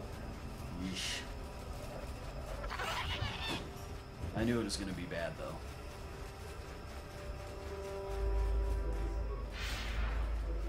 What with the not realizing that the memory bleed had progressed too far and the 2-minute mistake in Korriban. Also, not the best luck on Terrace with the droids.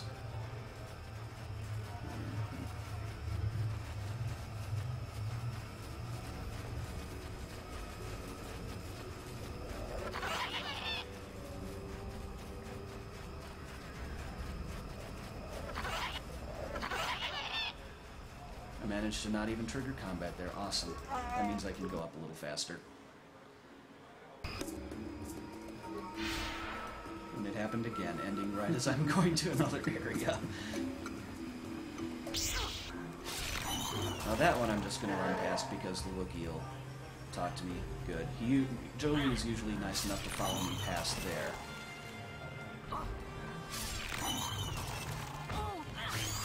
Now I'm going to kill these just for safety. I could probably get him to run past at least some of them, but if he runs back afterwards, which he likes to go back and fight enemies that we've already run past, then that's going to cost a lot of time. Oh, Dark Jedi came out here.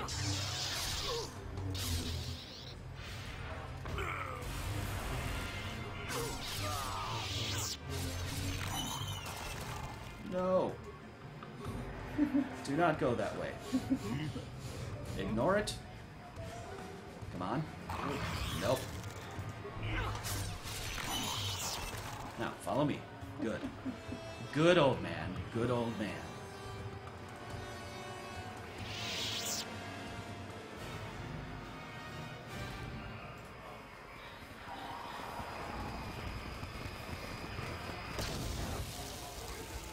Now these don't matter, fortunately, because the area transition, use your speed, there you go, is right here. But he can also fail to follow you here.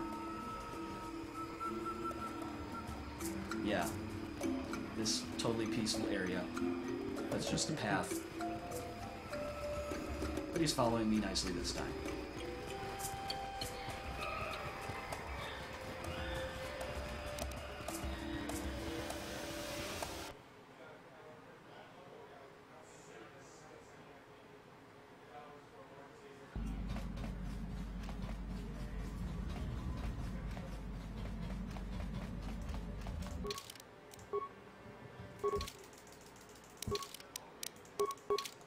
Now again, I have to do this twice, and this is where things would not load properly if I hadn't talked to the dock guy on this planet.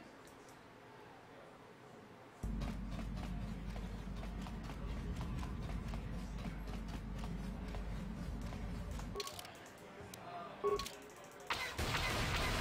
this time it sends you right to the fighters.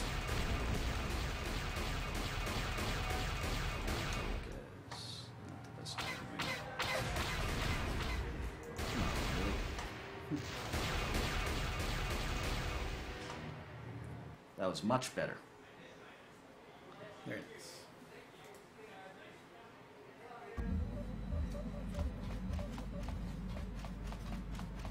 So, I'm going to say the cutoff for Bastila versus Bastila is coming up very quickly here, so it better get met quick. You're the man to get your donations in?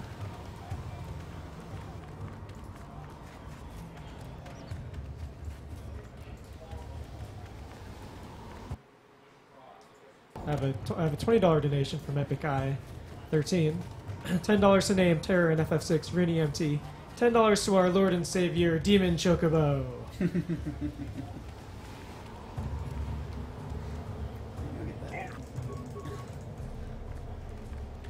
Now there are two things I have to do here. I have to get parts to repair my ship, which was damaged in a cutscene that I skipped,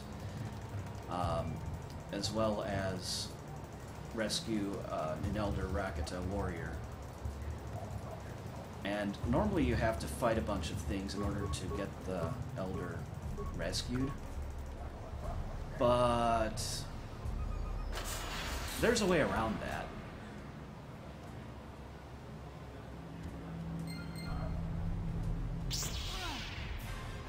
Hi there. So while the game doesn't realize that combat's going on, want to talk? Good. Oh, that guy's still there. Cool. And he died. Rip Rancor. Now this is where the force jumps start getting wonky.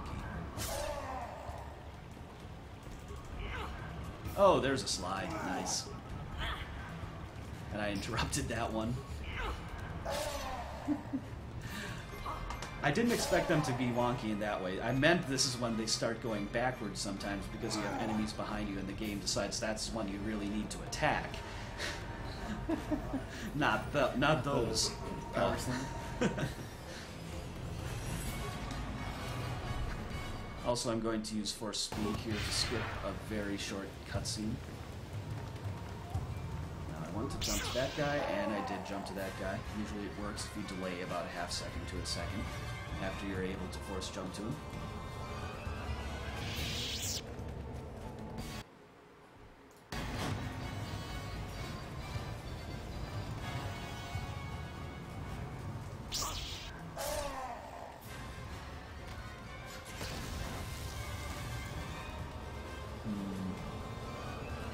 Yeah, I can make it past this Rancor. There's like a 5% chance it'll kill me. Maybe. You could get a low damage crit too. So yeah, not an issue. Rancors deal a lot of damage, rather predictably. There's a really short cutscene up here that you can skip, but it's not worth it, so rip Gizka. Oh.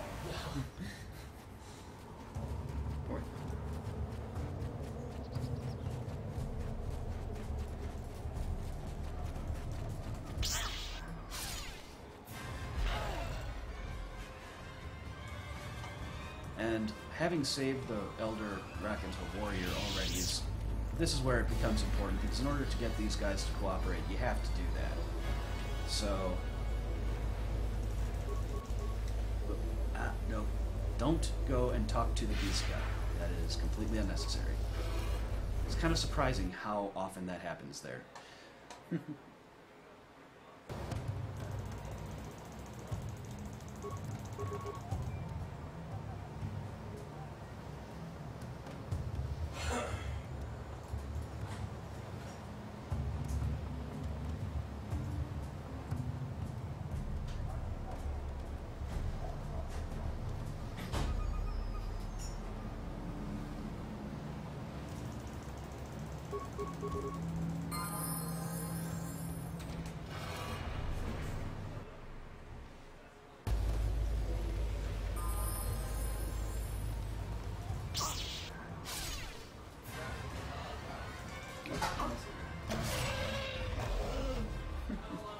So, is Bastila versus Bastila met? I need to know right now, basically. Sadly, it was not met. Okay. That makes things a little easier on me, actually. So, I don't mind. So we're closing that donation then? Yes.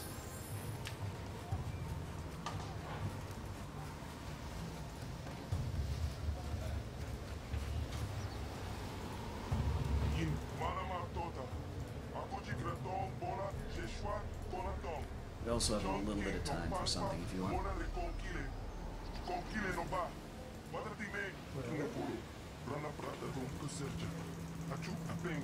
We still don't have any donations for Save or Kill Bastila.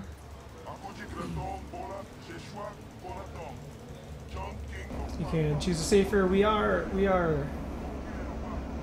saving her right now? No, they're still, it's still tied. Okay. But Whoops. No. I just want to remove one of them so I have to deal with fewer party members.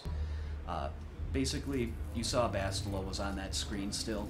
I would have brought her along here for the fight against Bastila later on at the top of this temple. So you don't get to see that. There's a little bit of extra weirdness and humor that you're going to miss as a result, but yeah. Patience, Commander. My new apprentice is nearly ready. So that's the villain of the game. He's missing a jaw. You may not have noticed. Yeah. Then we shall begin our final conquest of the core worlds, and the Republic will be crushed forever. As you wish, Lord. I've always wondered how he eats.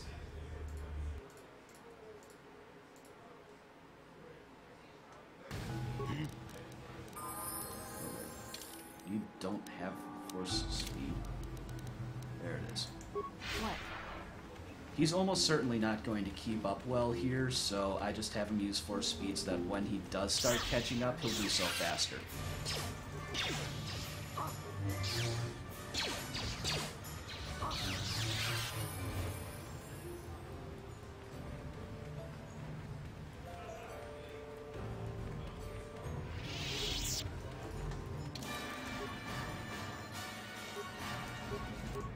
A couple enemies in here that have shields that protect them against energy damage. Of course he's not here yet. There he is. Hey.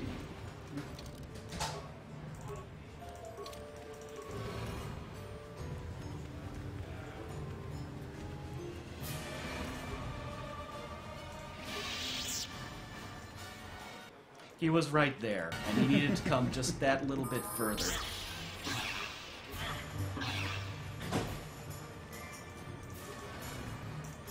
So this is a little floor puzzle. In order to do it properly at speed, you definitely want to be holding down the right mouse button.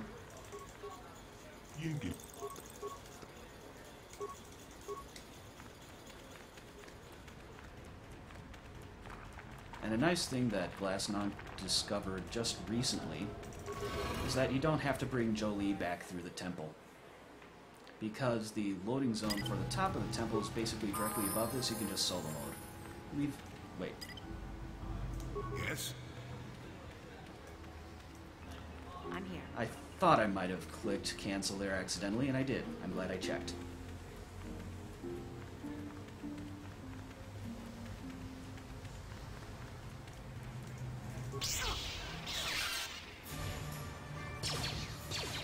Went back around this way simply because of that force jump. Otherwise, it's the exact same distance.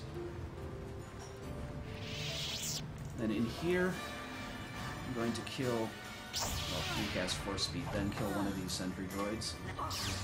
Because Jolie likes to get caught up on them and not move far enough for you to be able to exit the temple later. Wait, what? What is he? What? Maybe I did have solo mode on. I think I have. Yes. It's actually going to be probably faster for me to redo that run. Solo mode on. Okay. Why are you following me with solo mode on? What is going on here? Not solo mode. This actually has never happened before. I don't even. He's following me again. Okay, he's only following me that far this time. That's good. Okay.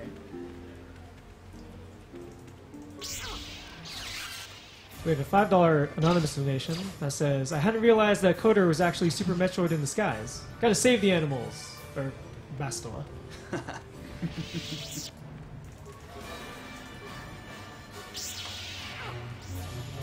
Really?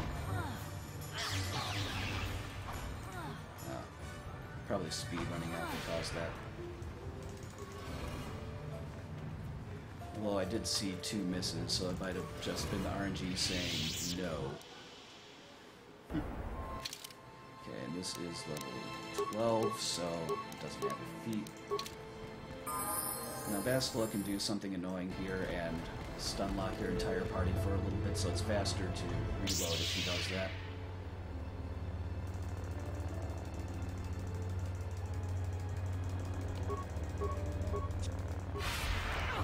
The force fights with me. Yeah, she only did it to 1, but that's the slower one, or the shorter one, so I didn't really need to reload there.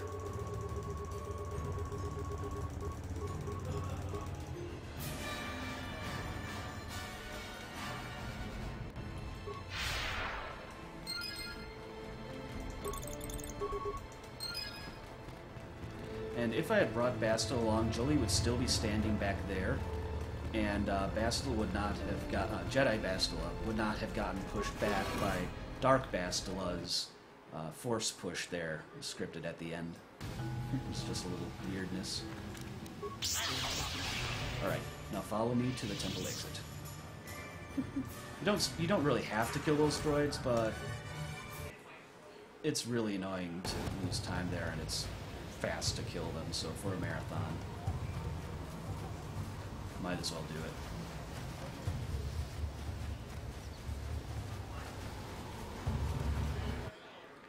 And this is the last that I'm going to have to deal with the pathfinding AI as a bad thing. There's one more time where I'm going to have to deal with it, but it's going to be a good thing for me, believe it or not. You will when you see it. Well.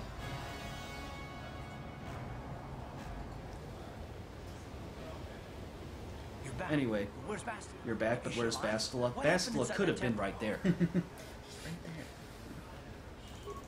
And I waited to start skipping the dialogue, because if you skip it too fast, the game glitches out a little bit, and... oh wait, no. Why am I doing that? The game glitches out a little bit and shows you that scene again where you're walking up the beach, but with nobody there. It's kind of amusing, but it wastes time. And now, we have an excellent time for you to talk, because this is an unskippable 2.5-minute cutscene. Alright, sounds like a plan.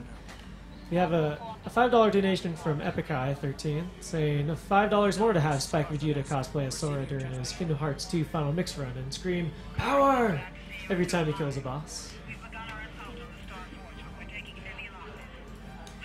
And this is just a reminder that we are RPG Limit Break, a speedrunning charity marathon being held in Salt Lake City. Speedrunners from across the US, Canada, and Australia have gathered to crush role-playing games and support charity. RPG Limit Break is partnered with the National Alliance on Mental Illness, a US-based charity which advocates for the mentally ill and provides support services for individuals and families living with mental illness. And again, any donations you make or subscriptions to the Twitch channel do go straight to Nami, as well as any $3 of every shirt sold or $3 of every Yeti shirt bought will also go to Nami. If you want to check those out, it will be that's at www.theyeti.com/RPG Limit Break. Because of Bastila, she turned to the dark side and became Malek's apprentice. We suspect she's somewhere on that And we also have 2 restreams going on right now. I believe there's a French one at twitch.tv/RPG Limit Break _FR, and a German restream at twitch.tv/Germensch restream.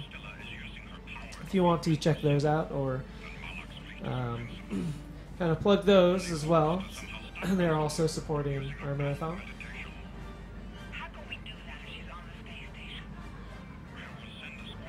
And we appreciate all your supports. If you want to plug us on Twitter, our handle is RPG Limit Break, and you can also use the hashtag RPGLB2015.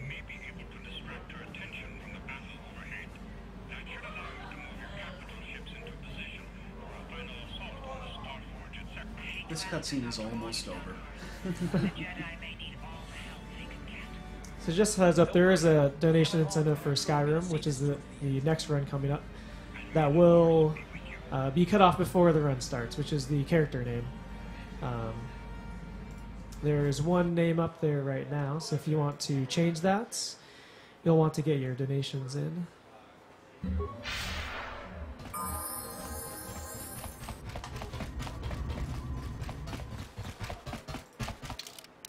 So now this is the Starforge. I'm going to skip a little cutscene there by starting to cast and then canceling for speed.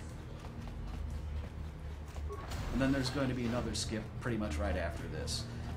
Canceling it was just so I wouldn't have to recast for speed again.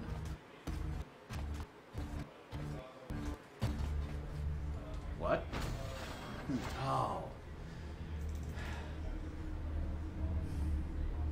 That's unfortunate. It's only the second skip I failed, and it's one of the 2 that I really would rather not fail on the Starforge. Destroy them. Destroy them I am all. going to do the load, however, because I want you to see something that happens if you do get the skip.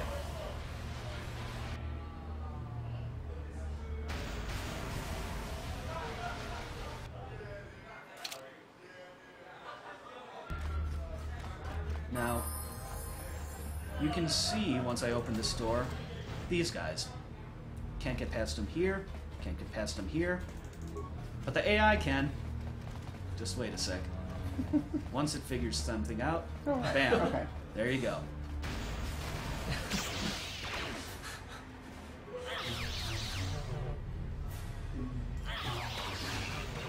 That guy generally blocks you, so I just kill him, get him out of my way.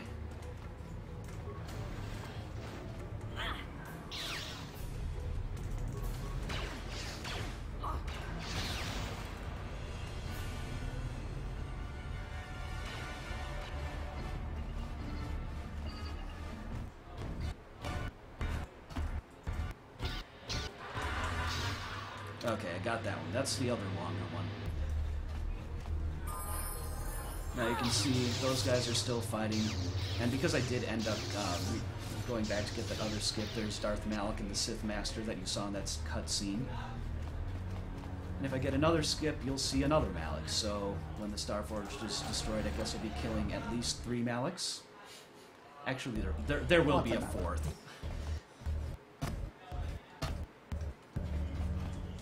You got that one too. Cool. This one is pretty short because it's mostly dialogue and you can skip past the dialogue. But if you do get the skip, there's also a nice bonus of there being fewer enemies on the way and a convenient force jump target coming up shortly. That otherwise tends not to be there in my experience.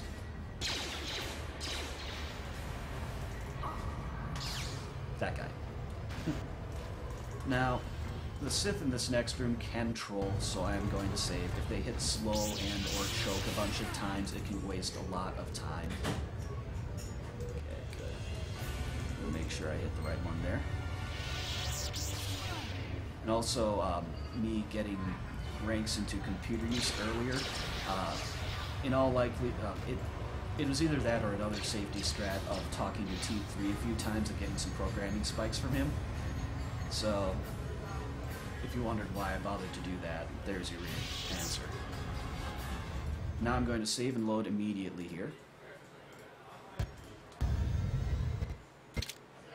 To skip another short cutscene.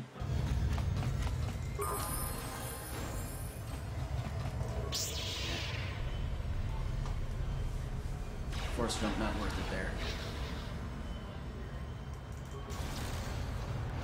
I've also had, right about here, for no apparent reason, the game decide that I just went through the zone transition back in the elevator and put me back in the previous area.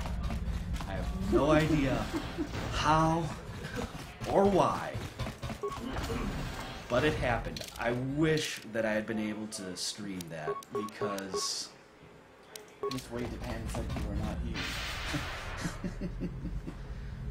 yeah.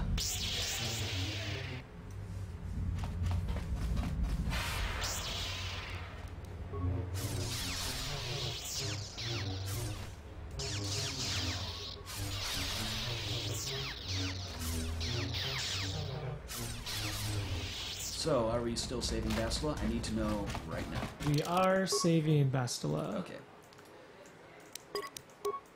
Another hard save here because just in case I activate a glitch on Bastila that soft locks the game, I'm unable to kill her if I have my mouse cursor in the wrong position, basically, and interact with her in between dialogues and combats.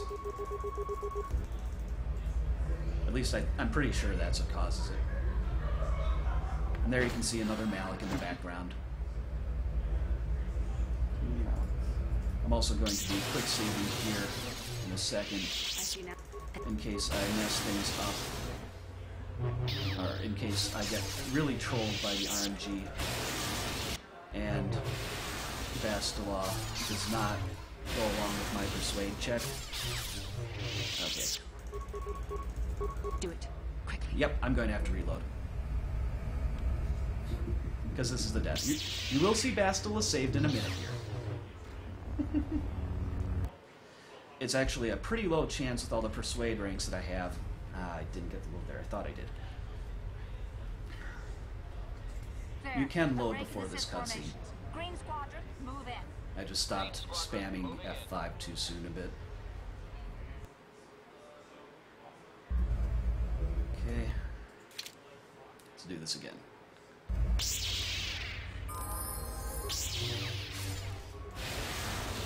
Also, what's my time at?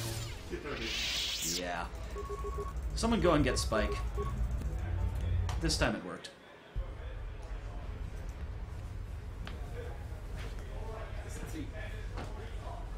I said before this run that if I went overestimate, I would be salty. Green Squadron, move in. Green Squadron, I'll leave it at that for now.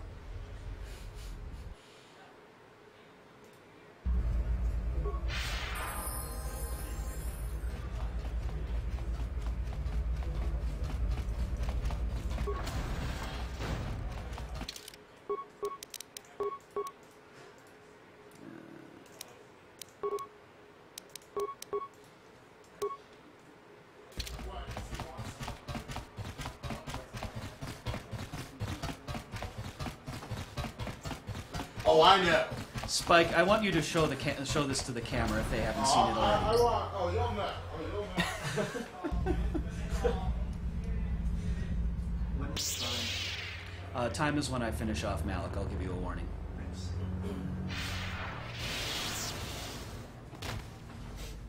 Context, go. Oh, it's like right there. It's like right I was like there. aiming down over here. Context, go. Alec, that's you. Yeah, so... Who is it who found this? Oh, this is Ghoul. That was cool. He's probably asleep. He's been up for like a million No, hours. Ghoul's awake. He's alive. He's awake. Somehow he's awake.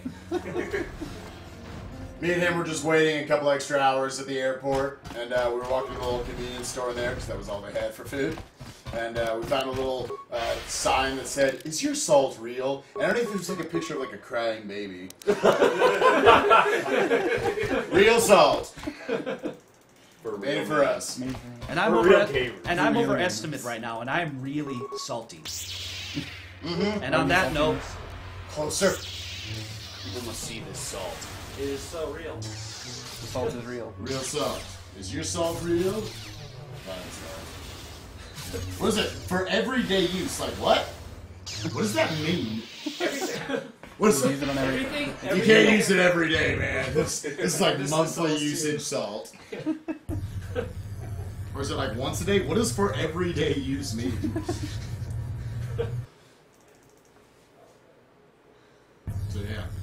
yeah, I'm salty. I'm about to get saltier. The strongest of salt. You know what it is? I'm not gonna pour it on you right now. Well, you know, it's because it's create a bit of a mess in here. That means. There we go. Spike runs quickly. I like how quickly he dropped it and just got out. Come back! Salt!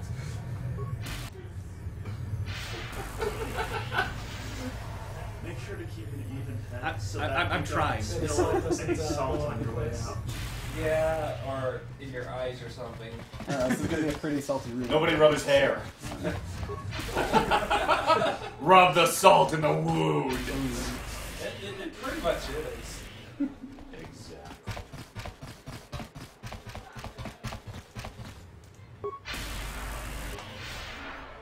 So get ready on time. Saying that is why Drain Life is using Yeah, Drain Life gets rid of all those free deals for Malik. Well, I just used the Taskmaster speed. More salt would be appropriate there. On it. Not necessary, but appropriate. It's already happened. Cancel! We're past. And time. You shouldn't have said that. You know how he is. Your final time is 2:34. Okay. 27. You said more salt. Not that much more salt. Well, not that much. Too much more salt. Restraint! Restraint! Set the salt down gently. Now, are you ready? I am ready. You notice how he took the top You off weren't when there's supposed to clearly rub a my little hair. shake around. Now the room's all salty. Thanks, Meta. You're quite welcome.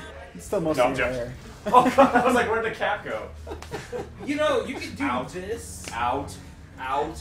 Okay, so I'm gonna go clean myself up while the credits play. Congratulations on a run. We love snitching in him. Really speed run. Everyone pull back. Ugh. I don't want to lose any ships. So yeah, let's go, Tor.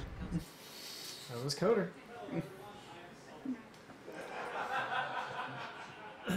We're gonna play a few ads while we set up for the next game, and we'll be right back.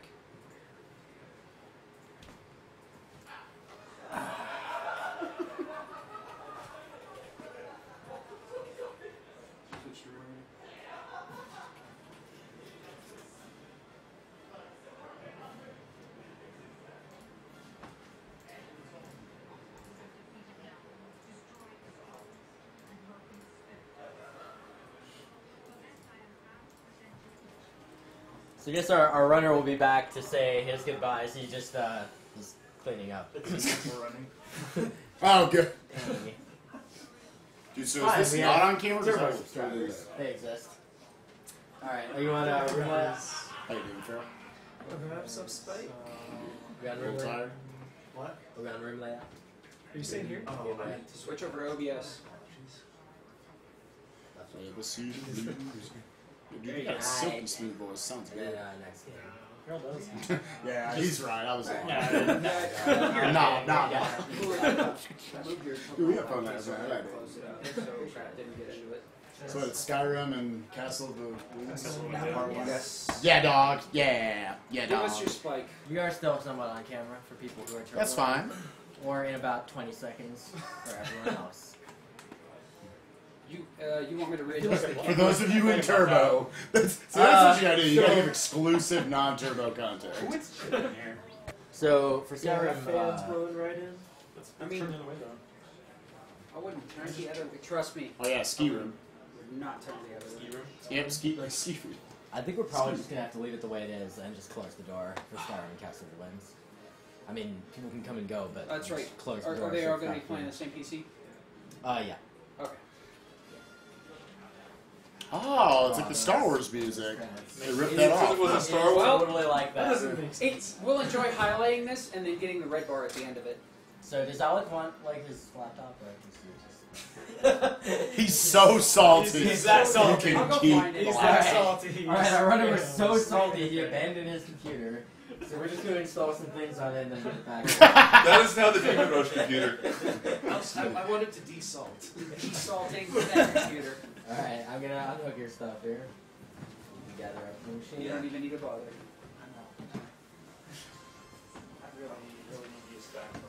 I was looking for you and I That's realized. your mouse, right? Your mouse Yes. and your... My mouse, my power cord. Can you get your stuff up real quick? You're using your keyboard and your mouse. USB ports are on the front, and there's a couple in the back. But Sorry. and then what we'll do. We'll be fine. Sid, can you mute one? Yes. One Silly speed run that is.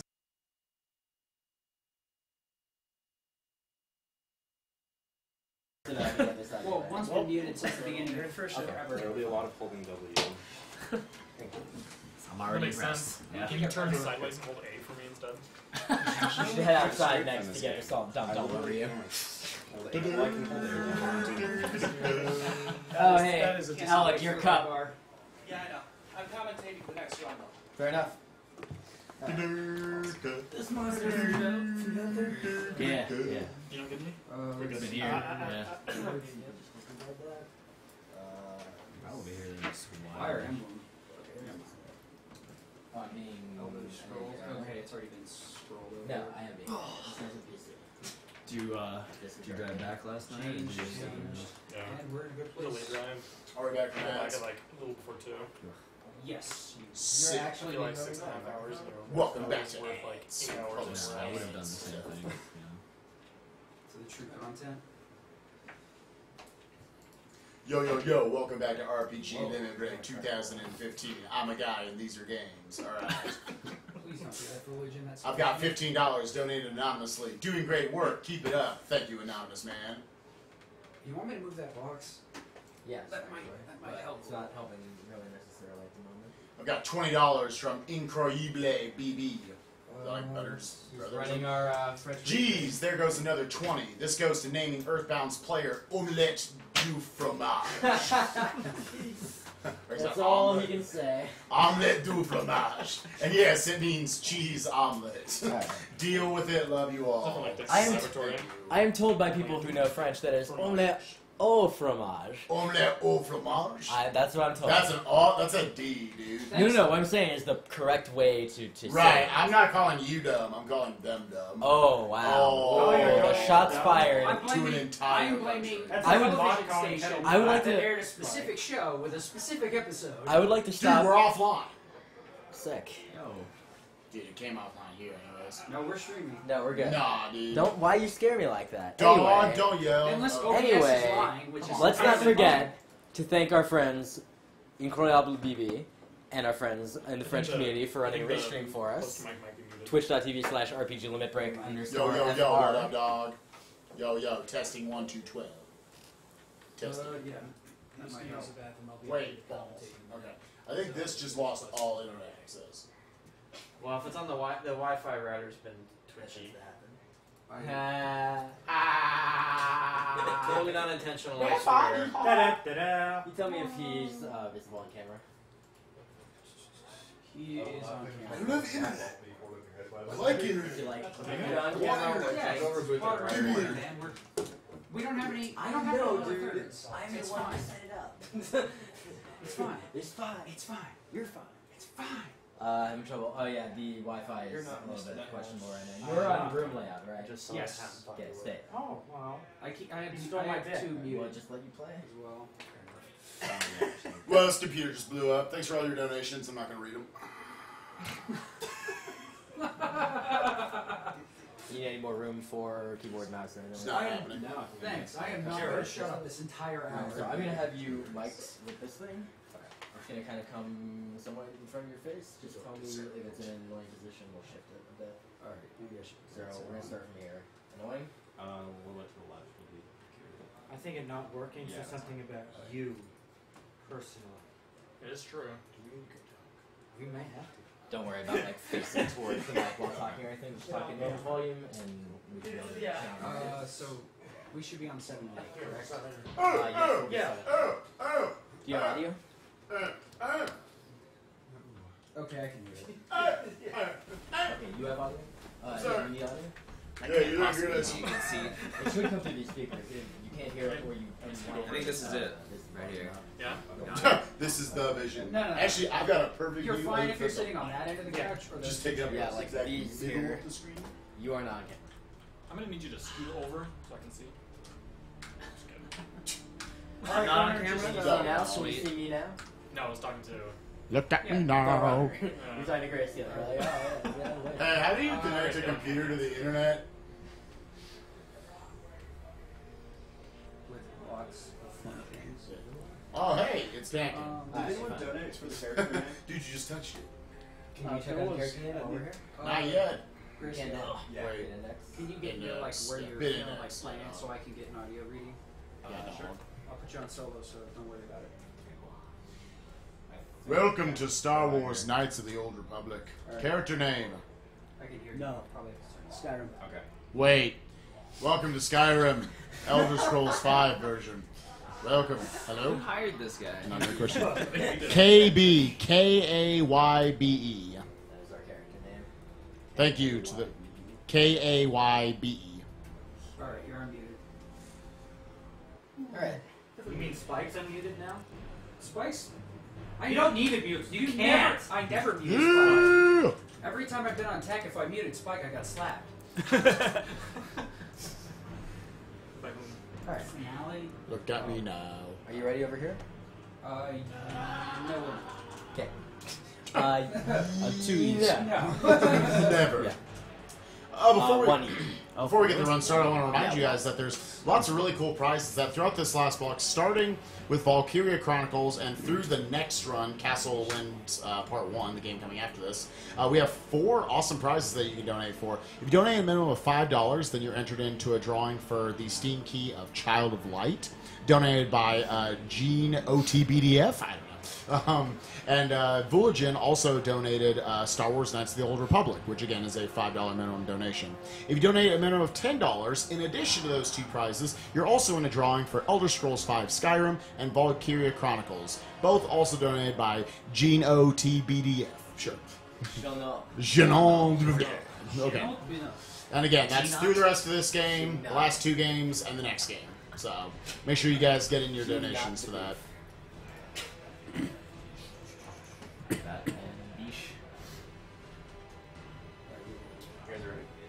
Yeah, I'm ready whenever you are. Okay, and is my volume good? Yeah, your volume's good. All right. Alright, just give me a countdown. It'll start as soon as I basically close out my menu. Okay. You want me to count you down? Sure.